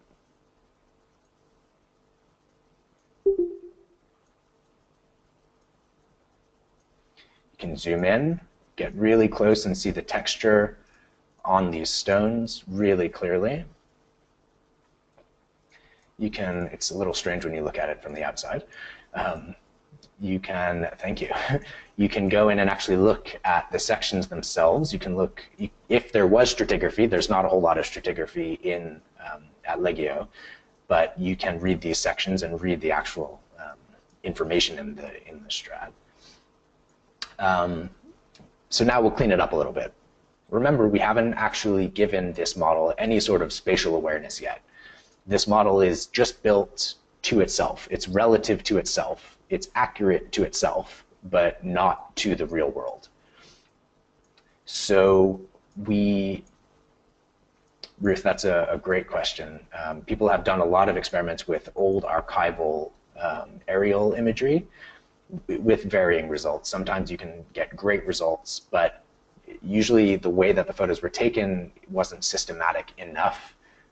So you're not getting the right amount of oblique angles to get textures from the side. So you can get basic results, but you're not really going to get the full effect unless you take it with photogrammetry in mind. So you can very obviously see these scale bars that are now in each of in each of these corners. At this point, I was doing this is a bit overkill. You definitely don't need this many control points in a scene, but it can't hurt. So each of these bars has 3 of these targets. So we need to now tell Photoscan, first of all, where those targets are, and then we need to assign X, Y, and Z coordinates to those targets. So after I took the photographs in the field, I would take a prism out and physically take actual geo coordinates in the very center of each of these targets. So 3, 6, 9 points using the total station, just shooting them normally. And I'll then feed those points into Photoscan after I've detected these. The nice thing about these targets here, same exact things as on these coins here, and on those photo boards that Michael and CoDA have been creating, which are absolutely beautiful, we can just detect them because they're essentially just barcodes. So we're going to go up to the Tools menu. Oops, we're going to go to Markers, and we're just going to go to Detect. You don't need to change any of these settings because by default, almost all of these targets are going to be circular 12-bit. They're going to be they're going to be black on white. So it's very basic. We're just going to hit OK. This will take a second. And you can see again in the console in the bottom left, it's again going back through each of the photos and seeing if each of them has markers in them and and how many targets are in each picture. So it detected them. Can't see them yet because we have to now turn it on. So we're going to show markers. And those targets were perfectly detected now. We can zoom in and we can see that the target, where it says, is right in the middle. It's exactly where it should be. These are not targets, as you can see. So everywhere where there was one of these coded targets, each one of them actually has a number associated with it. So this on the actual bar is written as target 34. So when we're taking these points with the total station, we can actually type in these same labels, and that makes this next import step a lot easier. So over here in the reference pane, we are now you can see that these are the targets that it actually detected. These are all those targets, which just turned red when I clicked on them. We're now just going to open up a file that I directly exported off of the total station. Most total stations and GPS can export in CSV, comma-separated values, or TXT, just basic text files. And I'll show you what that file looks like. It's really simple. We haven't edited this at all. This is what the actual the file looked like on the total station, and we exported it. You have the target name, the label. You have the X coordinate. You have the Y coordinate, and you have the Z coordinate at the elevation. So we're just going to open that file directly in Photoscan. It gives you this import dialog, which is basically just going to make sure that it's reading the file properly, it's parsing it correctly, that yes, we're in the Israeli coordinate system, our file is separated by commas, and that's it. So we're going to hit OK. Those coordinates immediately pop up in here. So now each target has an X, a Y, and a Z, easting, northing, and an elevation associated with it. And now this model is actually in real space. It's actually in the world where it should be. And if you want to get into accuracy, you can get a really simple readout, actually. Based on the quality of those points, the accuracy of this model is 7.8 millimeters. So sub-centimeter accuracy. I'd be happy with a centimeter, but anytime you're getting sub-centimeter, I'm thrilled, because we can now bring this into, sorry, I just saw, is it okay to just use X and Y? It would not be ideal. It would be, I'm trying to think about what you would get. You wouldn't be able to actually measure elevations from the product, from the actual finished result, because the model wouldn't really have any reference for the relative depth. But if you were just using an orthophoto, so just from the top down, you'd still be able to measure the distances, but not in 3 dimensions. So that Z, the elevation value, is what's actually maintaining the 3-dimensionality of these models. So it is pretty important to have a Z value. But the nice thing about now these, I think these sticks are a little bit ugly. So we can actually just crop them out. At this point, we're just messing with aesthetics now. So I'm just going to select the excavation area, leaving the targets out. I'm just going to invert it. So now everything that I don't want is gone. And I'm just going to hit the delete key. And now you're left with just this relatively clean 3D model. You can turn off that because the actual geospatial information is still embedded now in this model. And I'll show you just how well it's embedded in a second. The other nice thing, now that we have X, Y, and Z coordinates, we can automatically pop to any view that we want. And so the default view is usually top-down, just as a way to orient yourself. And Photoscan has these nice keyboard shortcuts. So I can just hit the number 7 on my keyboard, and it automatically pops to the perfect top-down view. The next step, so the model is finished now. The next step would be to produce deliverables, whatever you want to get out of this. So as a matter of course, I just produce a digital elevation model, which is essentially an image that's shaded based on the elevation of the content. You can also then just import a digital elevation model into GIS software, into ArcGIS, into GRASS, and do lots of different types of analysis on that. That's a bit beyond the scope of this webinar, but we're going to build a DEM anyway, because that's kind of baking in the information into the actual data set. We don't have to change any of the parameters. We're just going to quickly build a DEM, and I can show you the DEM. That's just this. This is just a simple digital elevation model using, it's shaded by elevation, which you can see here on this scale.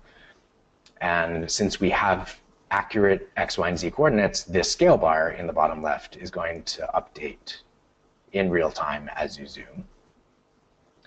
But the really cool thing about now that we have a digital elevation model is we can build an orthophoto or an orthomosaic using the data that we just baked in to the data set. So we're just going to use the default settings for the orthomosaic. We don't need to change anything. And what this is now doing is, you can see in the console, it's going back through each of the individual photographs and ortho-rectifying each of them using this new geodata that we just provided. And at the same time, it's stitching them together into a single homogeneous image, which we can just turn on now here by clicking orthomosaic. And this is now a single image, which we can export as a TIFF. And this is at really high resolution. So we can zoom all the way in, and really you can see individual grains of sediment here. But the coolest thing, and this is the thing that I found most useful in the field, is if you look in the bottom right corner here, wherever I'm putting my mouse, in real time, you're getting the coordinates of that exact spot. So you can just think about the ramifications of this. These are basically just automatic top plans. If you, for some reason, 2 years after we took this model, I really needed to know the difference in elevation between this stone and this stone. Well, we have that information. I'm just hovering over this stone, a specific point on this stone, and I can see that the Z value is 123.35 meters above sea level. And I can tell that a point on this stone is 122.9 meters above sea level. And all of that information is just now available to us anytime. It's great for measuring differences in between stratigraphic units, in between stratum. And this is a great point that was just brought up. Since now each of the models is rectified and in its real true place, we can just measure directly on them. So I just selected this little ruler icon, clicked a point, and you can see the exact measurement of that. But since I just did this on an orthophoto, we're just measuring in 2D. You can still do this on the actual 3D model and measure in 3 dimensions. So if I want to know the depth of this stone, the actual height, it's 31 centimeters, easy. I can click anywhere in any angle and get that measurement. You never have to measure in the field anymore. You can do all types of measurements after the fact. So it will save you a ton of time in the field. This is finished now. We don't have to do anything else. We can export the TIFF. We can export the orthomosaic as a TIFF. Leave all these settings as default. That's going to be it, basically. And let's see, CV82.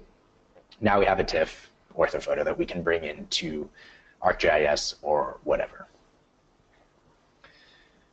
Okay, any questions about the demo before I go into some more complicated examples? I think I missed a lot of the stuff that was going on in the chat, so feel free to. It has been a thrilling conversation. Everyone seems to be very excited about this tool. It's been almost kind of like a classroom in itself, everyone chit-chatting.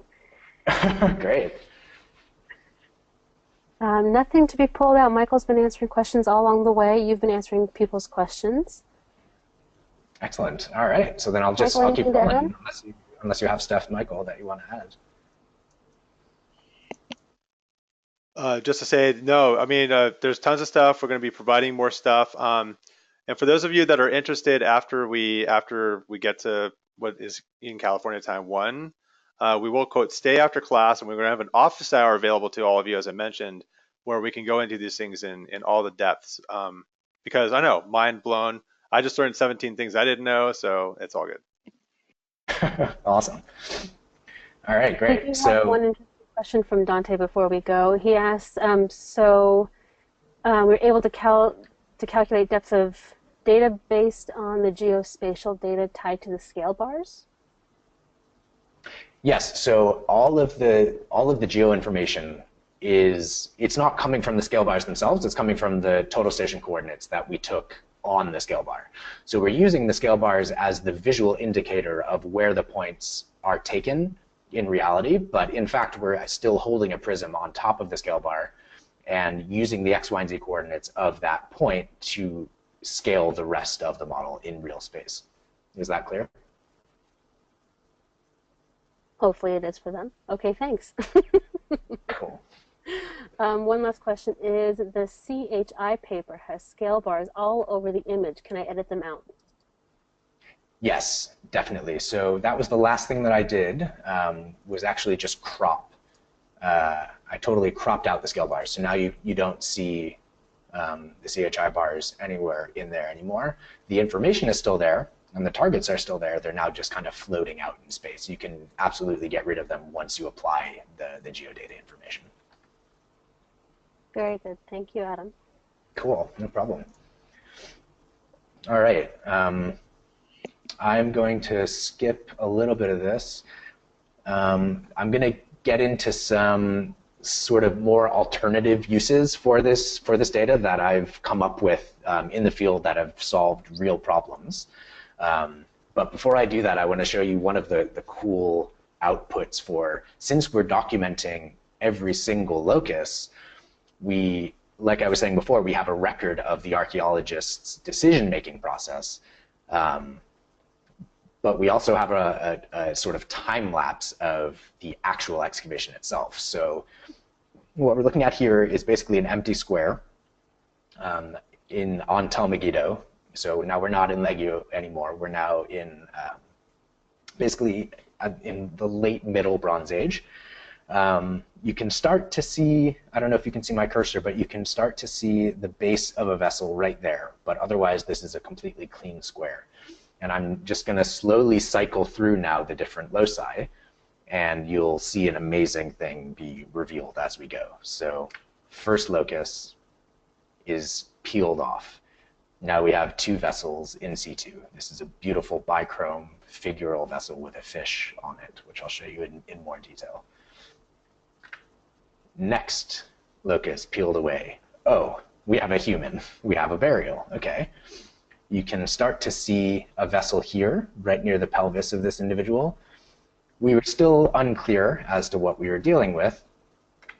Next locus, well, now we have a spinal column.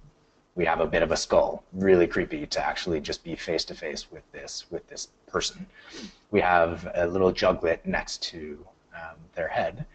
And we have an animal skull here and a whole nother individual kind of bundled up over there.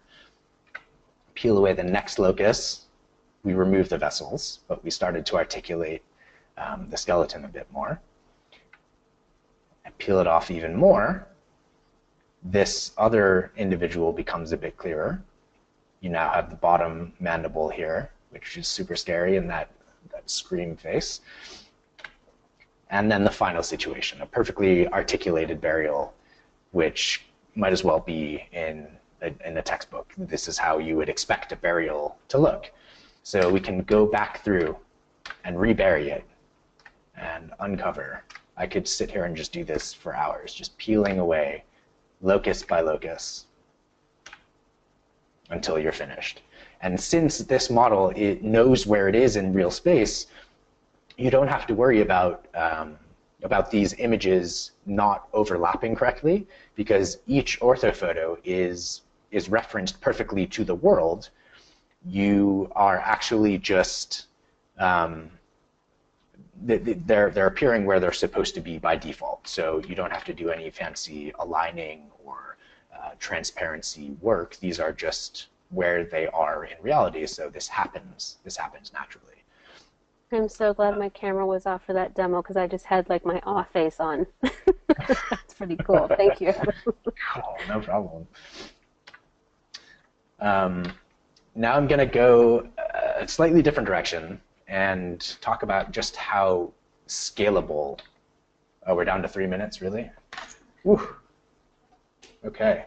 It's gonna be tough. Ruth had a quick question for you, Adam. She had a question to identify the location that the skeleton was in. Is it a pit? Can the model identify the location? Can it identify that that is in fact a pit or a field, etc.? So if I understand correctly, so we would still be that's still the interpretation of the field archaeologist, right? So if there was a pit, we would identify that in the field, and then it's unlikely that we would notice from a model, although it's possible maybe in a section you would see that this is a pit after the fact. But this is just a primary burial. I'm sorry, I'm not sure I answered that the best. Okay, yeah. So this is a Ruth pit. can't help herself because archaeology. I love it. That's great. Yeah, and so we can always look at this after the fact and see things that maybe we missed. So I'm going to try and speed through some stuff to get to some really cool things. Okay, this is a slightly different spin on the technology. A lot of you probably have heard of reflectance transformation imaging, RTI. That's basically based on the principle of shining light on an object from multiple angles, manipulating that light in such a way that you can start to see subtle differences in the surface of an object that you wouldn't otherwise be able to see. This has been applied to the Mona Lisa. You can see the brushstrokes really nicely. So I thought that it would be cool to just try this out using this model because it can be brought into GIS and we can shine artificial light onto an object in a GIS setting.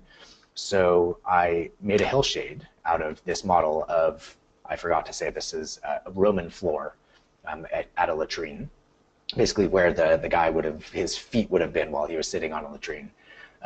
And these floor tiles are stamped, but they're not easily readable. You can see a stamp here, you can see a stamp here, and when you start to shine light from different directions, they become a little clearer. Still not quite readable, but definitely clearer, and you can actually start to notice probably another stamp up here. Maybe something else happening over here. It just gives you a different perspective on an object, on a thing that you wouldn't ever be able to get in the field. And we wouldn't be able to do traditional RTI in the field on something like this because you can't have that level of control over the light source in the field. But after the fact, using artificial light, we're able to do some really cool things. Okay, I want to talk about scale really quickly before we run out of time, because what I've shown you up until now are basically on a very small scale, either objects or individual excavation units. But scale really doesn't matter with this technology. It can be done in a 4x4 excavation unit. It can be done in an entire excavation area like this, which is 15 by 25 meters. It can be done in an entire landscape, hundreds of meters, hundreds of square meters. The concepts behind structure from motion still apply, regardless of the scale that you're looking at. As long as you have good quality photos, you can still produce the same results. So these are just a few examples. This is an entire tell that I did just using a few photos from a drone, and I can hop out of PowerPoint and show you this in PhotoScan. This is just a tell using drone photos, and if I turn on the locations of the photos, you can see makes this cool spiral pattern because that was just the flight path of the drone as I was collecting these images. And you can, sorry, Chris, I just saw that, and that's an awesome segue into my next point, because the most recent thing that I've done, let me just quickly show the DEM. This is a huge DEM of a tell that hasn't been excavated yet. So can we stitch together different models? Yes, absolutely, because what we want ultimately is to be able to make relationships. Yeah, it was from a raw video, so those were individual frames that were full resolution raw images out of a raw video. What we ultimately want is to be able to make relationships and make connections between different stratigraphic sequences. And when we're destroying our subject of research, it's very difficult to do that after the fact using just simple paper and line drawings. But here's a model of an excavation area at Tel Megiddo. You can see here in this bottom left square, this was backfilled. So there's really nothing in here, and it's just a mess. There's trash. But what's actually underneath this backfill was an ancient latrine, very different from the Legio latrine, which is a lot less to see. But I was able to, after the fact, reconstruct that latrine by doing some fancy tricks with masking. And I noticed that somebody talked about masking in that questionnaire initially. And this is a really cool example because we have all of these squares which are good, but then this backfilled square I wanted to put back to a previous state. But I didn't have a model because we did that excavation in 2012 before we were implementing any of this methodology. So I found a few photographs taken in 2012 that happened to have little corners of this excavation square in it, and I was able to mask out the rest of the photographs and just leave those little corners of the image, and I was able to get enough coverage to actually build a model of just the latrine. And I'm going to show you that in a second. So this is what I was able to come up with just using masking and just a few pictures that had the latrine or just this whole square in little corners of the image. But now that we have this, we need to put this back into the overall area model. And Photoscan lets you do that really easily by just aligning what it calls chunks. Yes, exactly. These photos were not taken with photogrammetry in mind. But we were still able to do it because I had enough angles to actually build the geometry. So you can align these chunks, and these are separate aspects of the model. And once you combine them, since there's geospatial information on each of these models, it pops in exactly where it's supposed to go. And if you remember that initial view, this was backfilled, but now it's not. We basically re-excavated that square after the fact. And now we have a situation that can't exist in reality, doesn't exist ever anymore. We've already removed all the rest of this architecture, and we're now looking at an artificial image, but I hesitate to call it artificial because if we had excavated this properly at first, this would have been what we had seen. So it's not really artificial, it's just, it is artificial. I can't think of the right word to call this. Sure, interpretive definitely works for this. But we can do this in even more extreme circumstances. And I don't want to go over too much, but I have to show you this because it's one of the coolest things. Let me just check real quick. OK. What we're looking at here is actually in the same area that I was just showing you, but this is a couple of seasons later. And these models were taken just a couple of months ago. Under here, I'd be happy to do that, Chris. Under here is actually a late Middle Bronze Age tomb. And I love that term, recombinant history. That's really cool. Right under these stones is a Middle Bronze Age tomb, which we were able to fully excavate in 3D. And we can actually now go into that tomb by just turning on the chunk of a model that I took of the inside of this tomb. So now we're actually, oops, it's a little bit weird to move around. Now we're actually inside of a built structure. This is after the excavation was completed. So there were actual primary burials in here. But after they were removed, this is the final situation. And this is underground. This is truly an enclosed space. It's a gabled tomb. You can see the roof. So lighting was challenging in here, and Michael mentioned this earlier.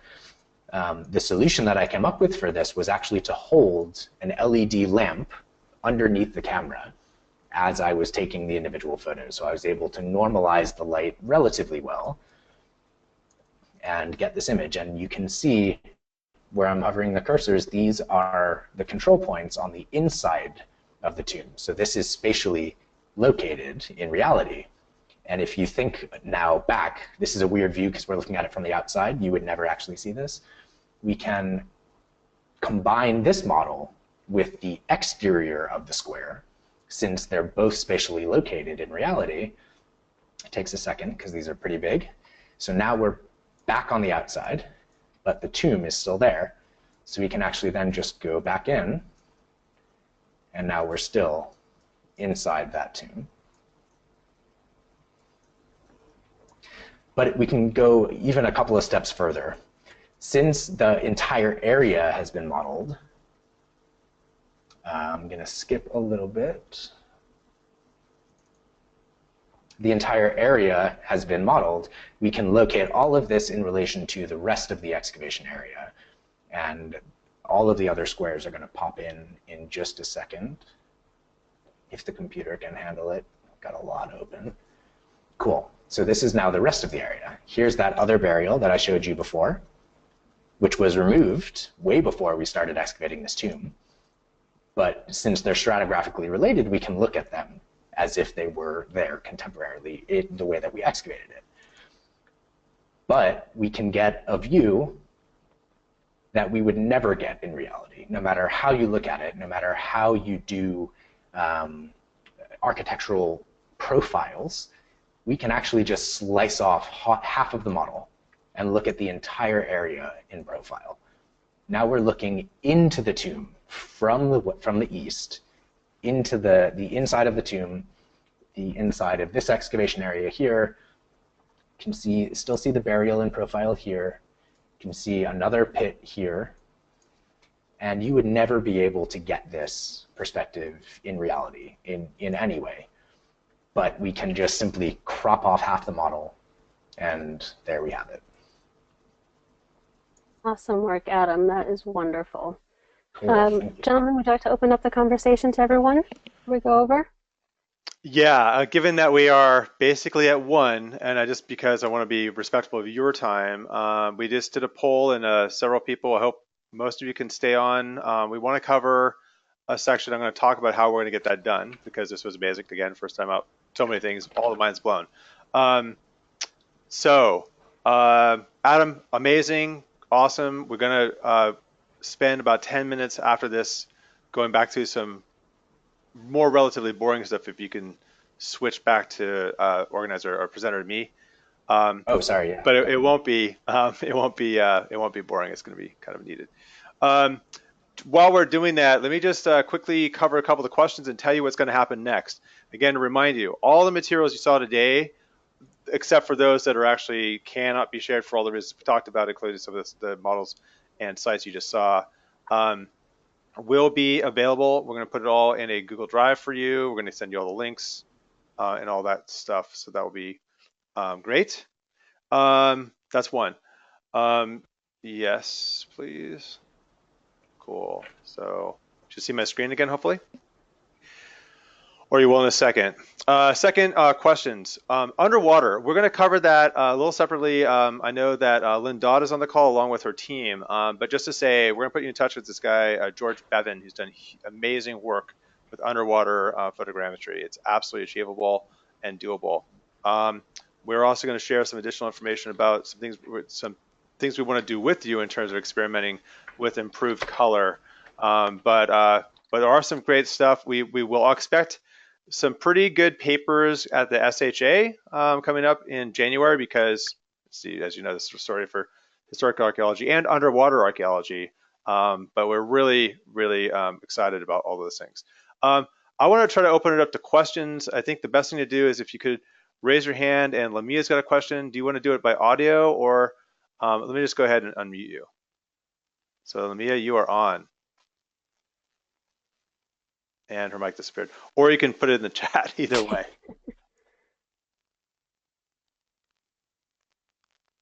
It was up. No. Questions or thoughts?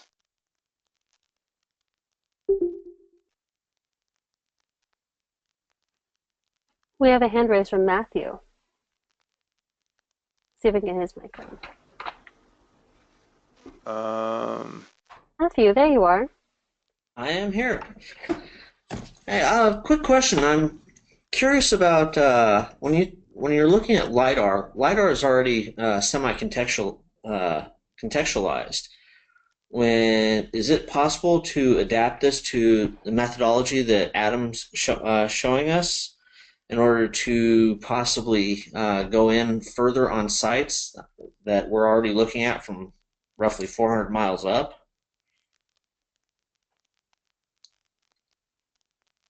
Can you hear me? Yeah. Okay. Adam, do you have thoughts on that? I mean, my basic point about that is the different data sets. So I got a LiDAR data set. I got aerial imaging that's coming from one level. I have stuff we've done on ground. These are all separate data sets that can always be combined in a variety of ways, including GIS. Adam? Yeah, definitely. So there's a lot of overlap, a lot of similarities because we're basically just working with point clouds.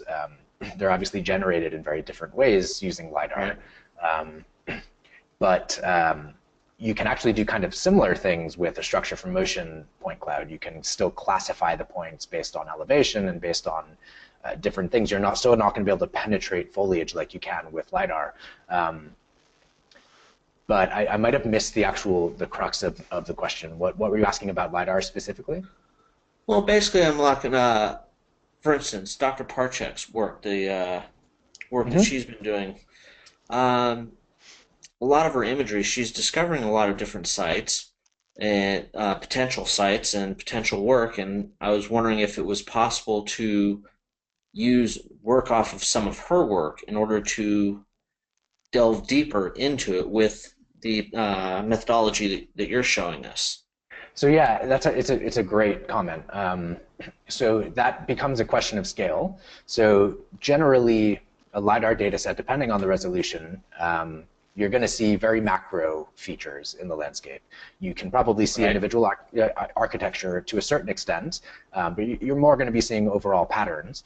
If, for instance, Sarah Parchak recognizes something on the ground, we could then go back to that site and do this at a higher resolution using drone imagery or using terrestrial photography to build a different type of model, apply the same types of processing techniques, and get a higher resolution data set that would complement a LiDAR data set. So absolutely, these things can definitely work in tandem.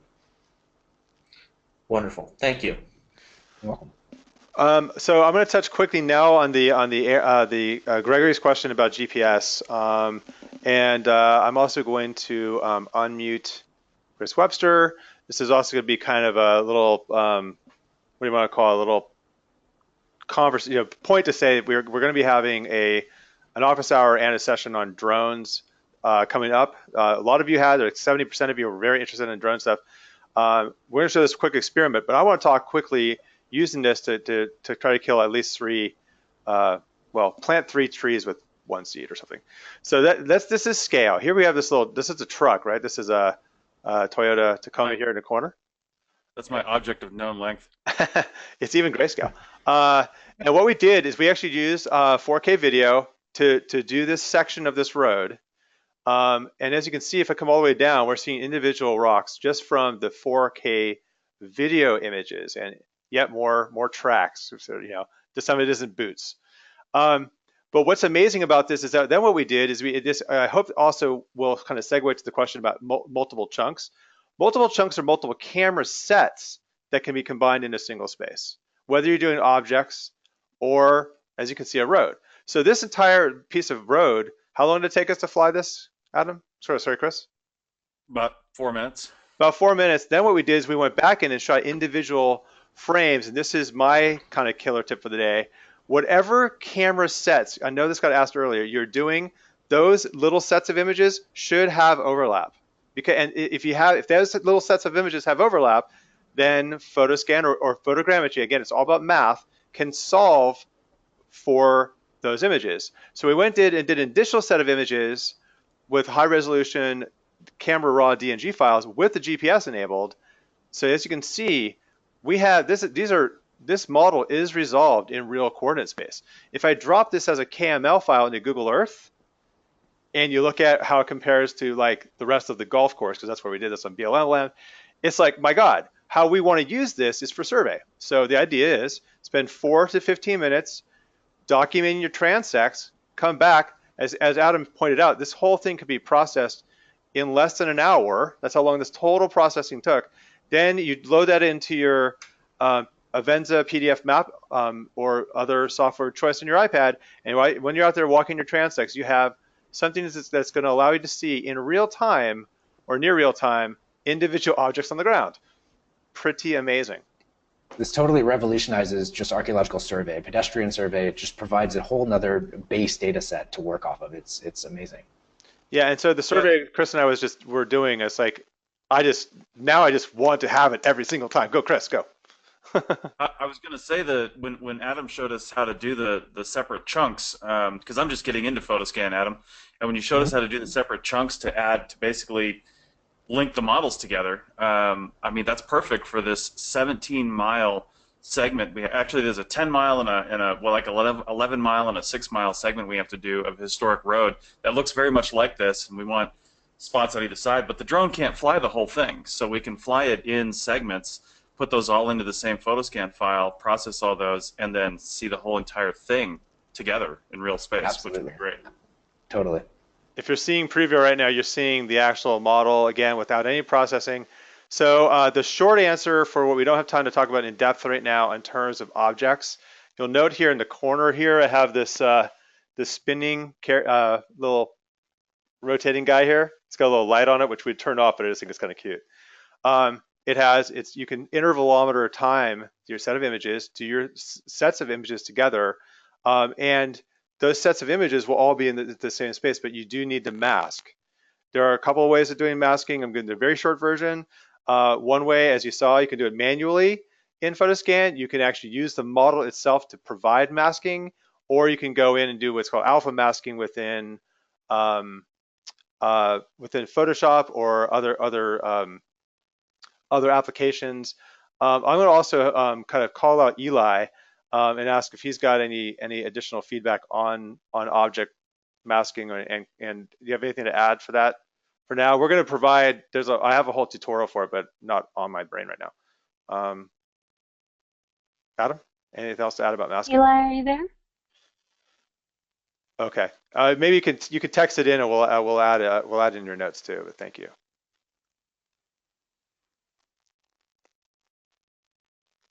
Yeah, just somebody had a question here on, I think, GPS usage. I'm not sure if it was regarding this or not, but something Michael and I came up with that was kind of amazing is we were trying to figure out, so we use a software called Autopilot that's, I think, $30 for the iPad, and it allows you to take a flight path from a GIS program, or you can build one right on the iPad, and it will take photographs automatically on a sequence. So we were thinking, okay, so the drone's camera can only move with the drone, so we'll take photographs going sideways down this way, we'll flip it 180 degrees, come down this way, and then maybe we'll shoot one straight down, and we'll have 3 orientations on the camera at the same altitude with all these photographs.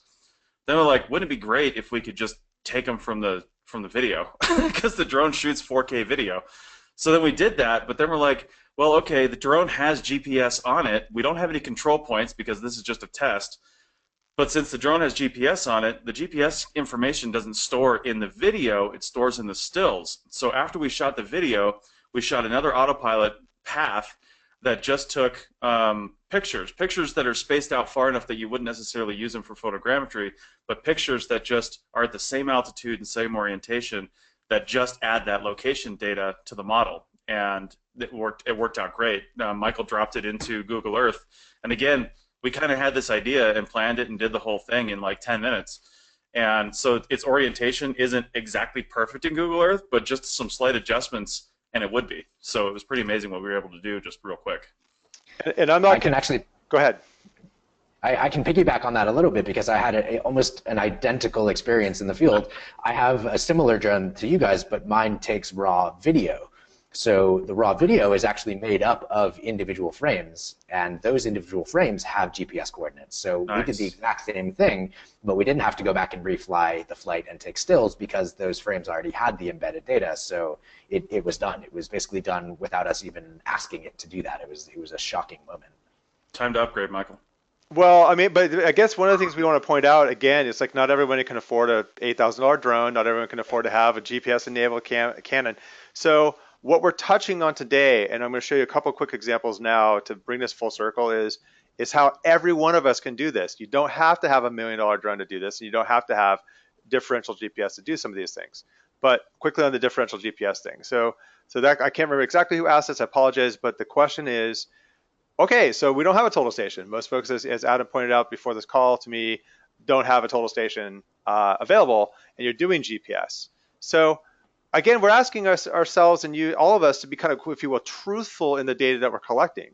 So knowing the specs on a GPS unit, using an actual stadia rod on a differential GPS unit, sitting on that point, looking at your correction, making sure that you're getting whatever the accuracy is the first thing you'll get. But it turns out, this is the magic part, is that the software is going to do what's called a bundle adjustment across all your points, and you will get actually better precision across the overall model. It's using millions and millions and millions of points plus all of those GPS points to coordinate the space.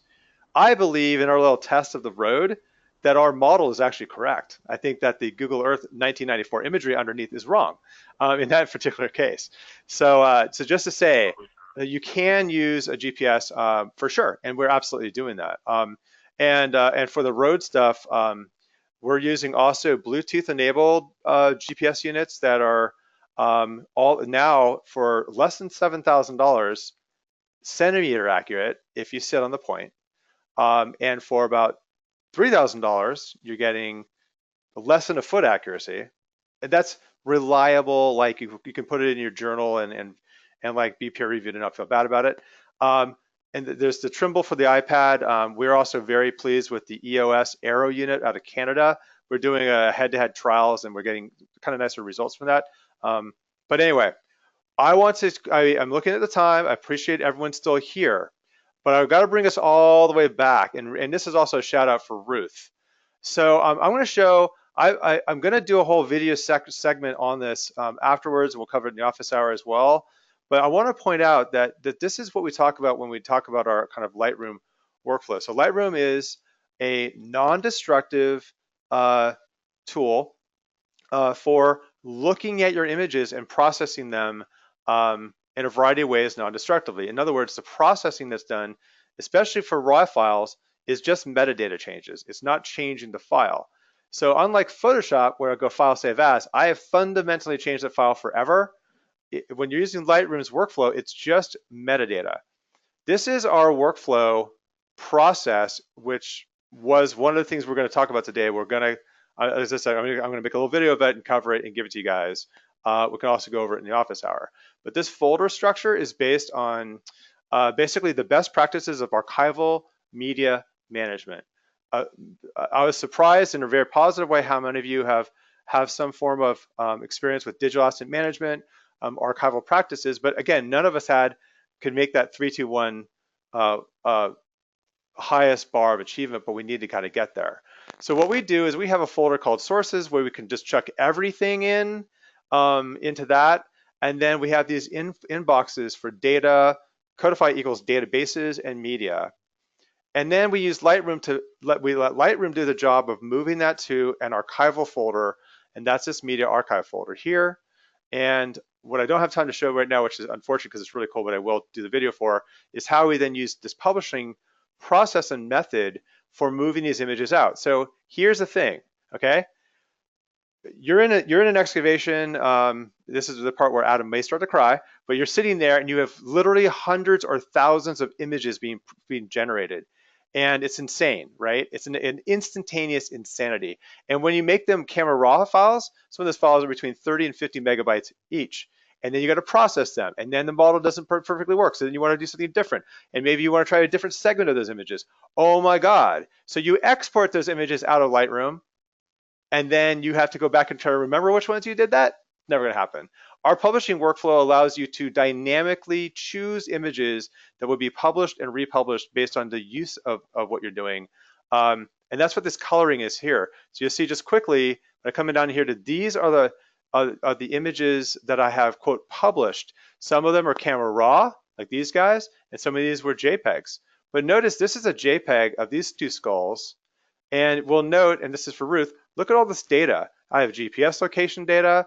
When I click on this map, it's going to take me right to Turkey, right within Lightroom. By the way, Lightroom has a map in it. And it's going to show me not just Çatalhöyük, but the Bak area, excavation area, which no longer exists. Well, actually, as of now, it does, but right within the map, which is kind of amazing. But along with that, I also have this drawing and this other drawing that was done, old school style, actually hand drawn, and this image that shows context. How was I able to find those? Because I literally just typed 2 TWO skulls into my Finder on my Mac, and it pulled up these images because the metadata is embedded. So when we look at this image in the Finder, I'll just show this in the Finder real fast. You'll see that we have all this information that's been embedded in the file. So these are going back to 1999. 1999. Probably at least one person on here wasn't even born yet. Just kidding, but you get the idea. Look at that data that's in there. When we search for these images on the web, you will find this image because all the information is here, which is really, really incredible. Very quickly, I know I'm just blasting past this, but I wanted to show a couple other amazing things. I brought these images in from many different projects, okay? So this image here, you can see we have this barcode. Definitely don't have time to talk about that, but that barcode contained all of the information about this particular artifact, which is another whole different chapter we're going to be doing. But so when I take a look at this particular image here, this is this ring. And now we're using our Codifi, as we call it, the Magic Photo Board. I'm going to come into the Develop module of Lightroom, and all I'm going to do is I'm just going to hit the Y key that shows me the before and after. That's because I saved it. So when I show in the original folder, when I show the before and after, what you'll see is the image on the before is blue, kind of like this image here, okay?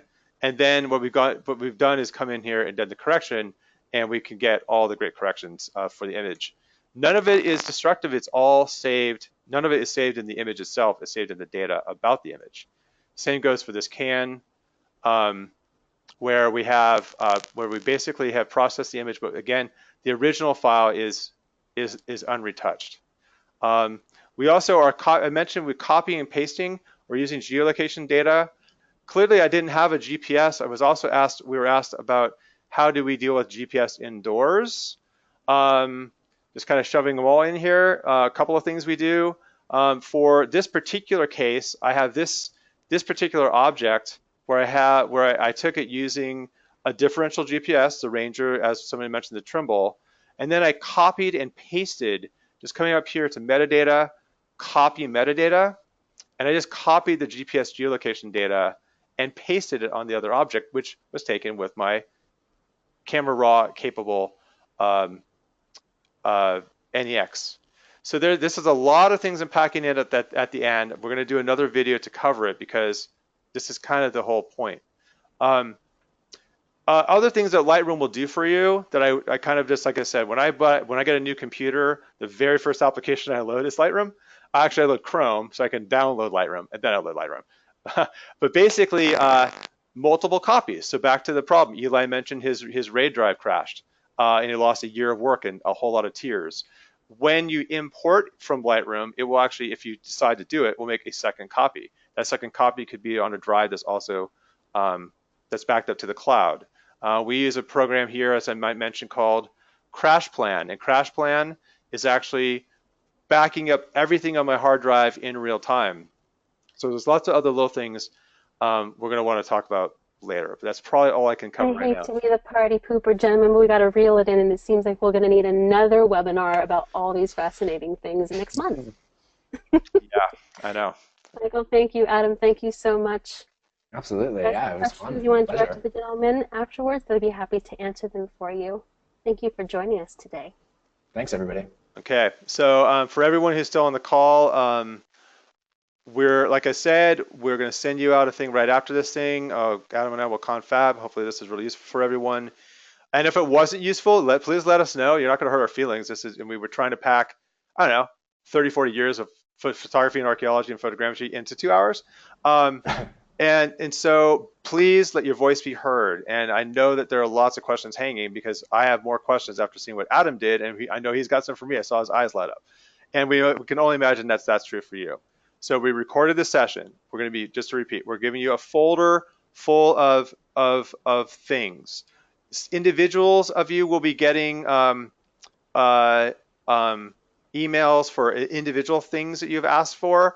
So please ask, and those are the things we just can't share publicly because the authors don't want that to be true, just like Adam said. And we all know how that works. Please spread the word. We're just getting this started. If you clearly there are people on this call that have remarkable expertise, please reach out. We'd like to partner with you and have you lead things. And also, you're all going to get, as I mentioned, credit for this class in terms of your time in that, and we'll be working with our partner with PCS to figure out what that will all mean. But you will certainly be getting the certification afterwards. We'll also be sending out, as everyone does, a little bit of a survey. Please take the time to fill it out, just because it'll be helpful for us to make it better. Any last minute thoughts or things? Going once? Thank you all for your time. This has been absolutely amazing. Adam, cheers to everyone that came. We are so grateful, and we're really, obviously, just a tiny bit excited, and maybe a tiny bit starving, but mostly excited. All right. We'll see you next time. Thanks, everybody.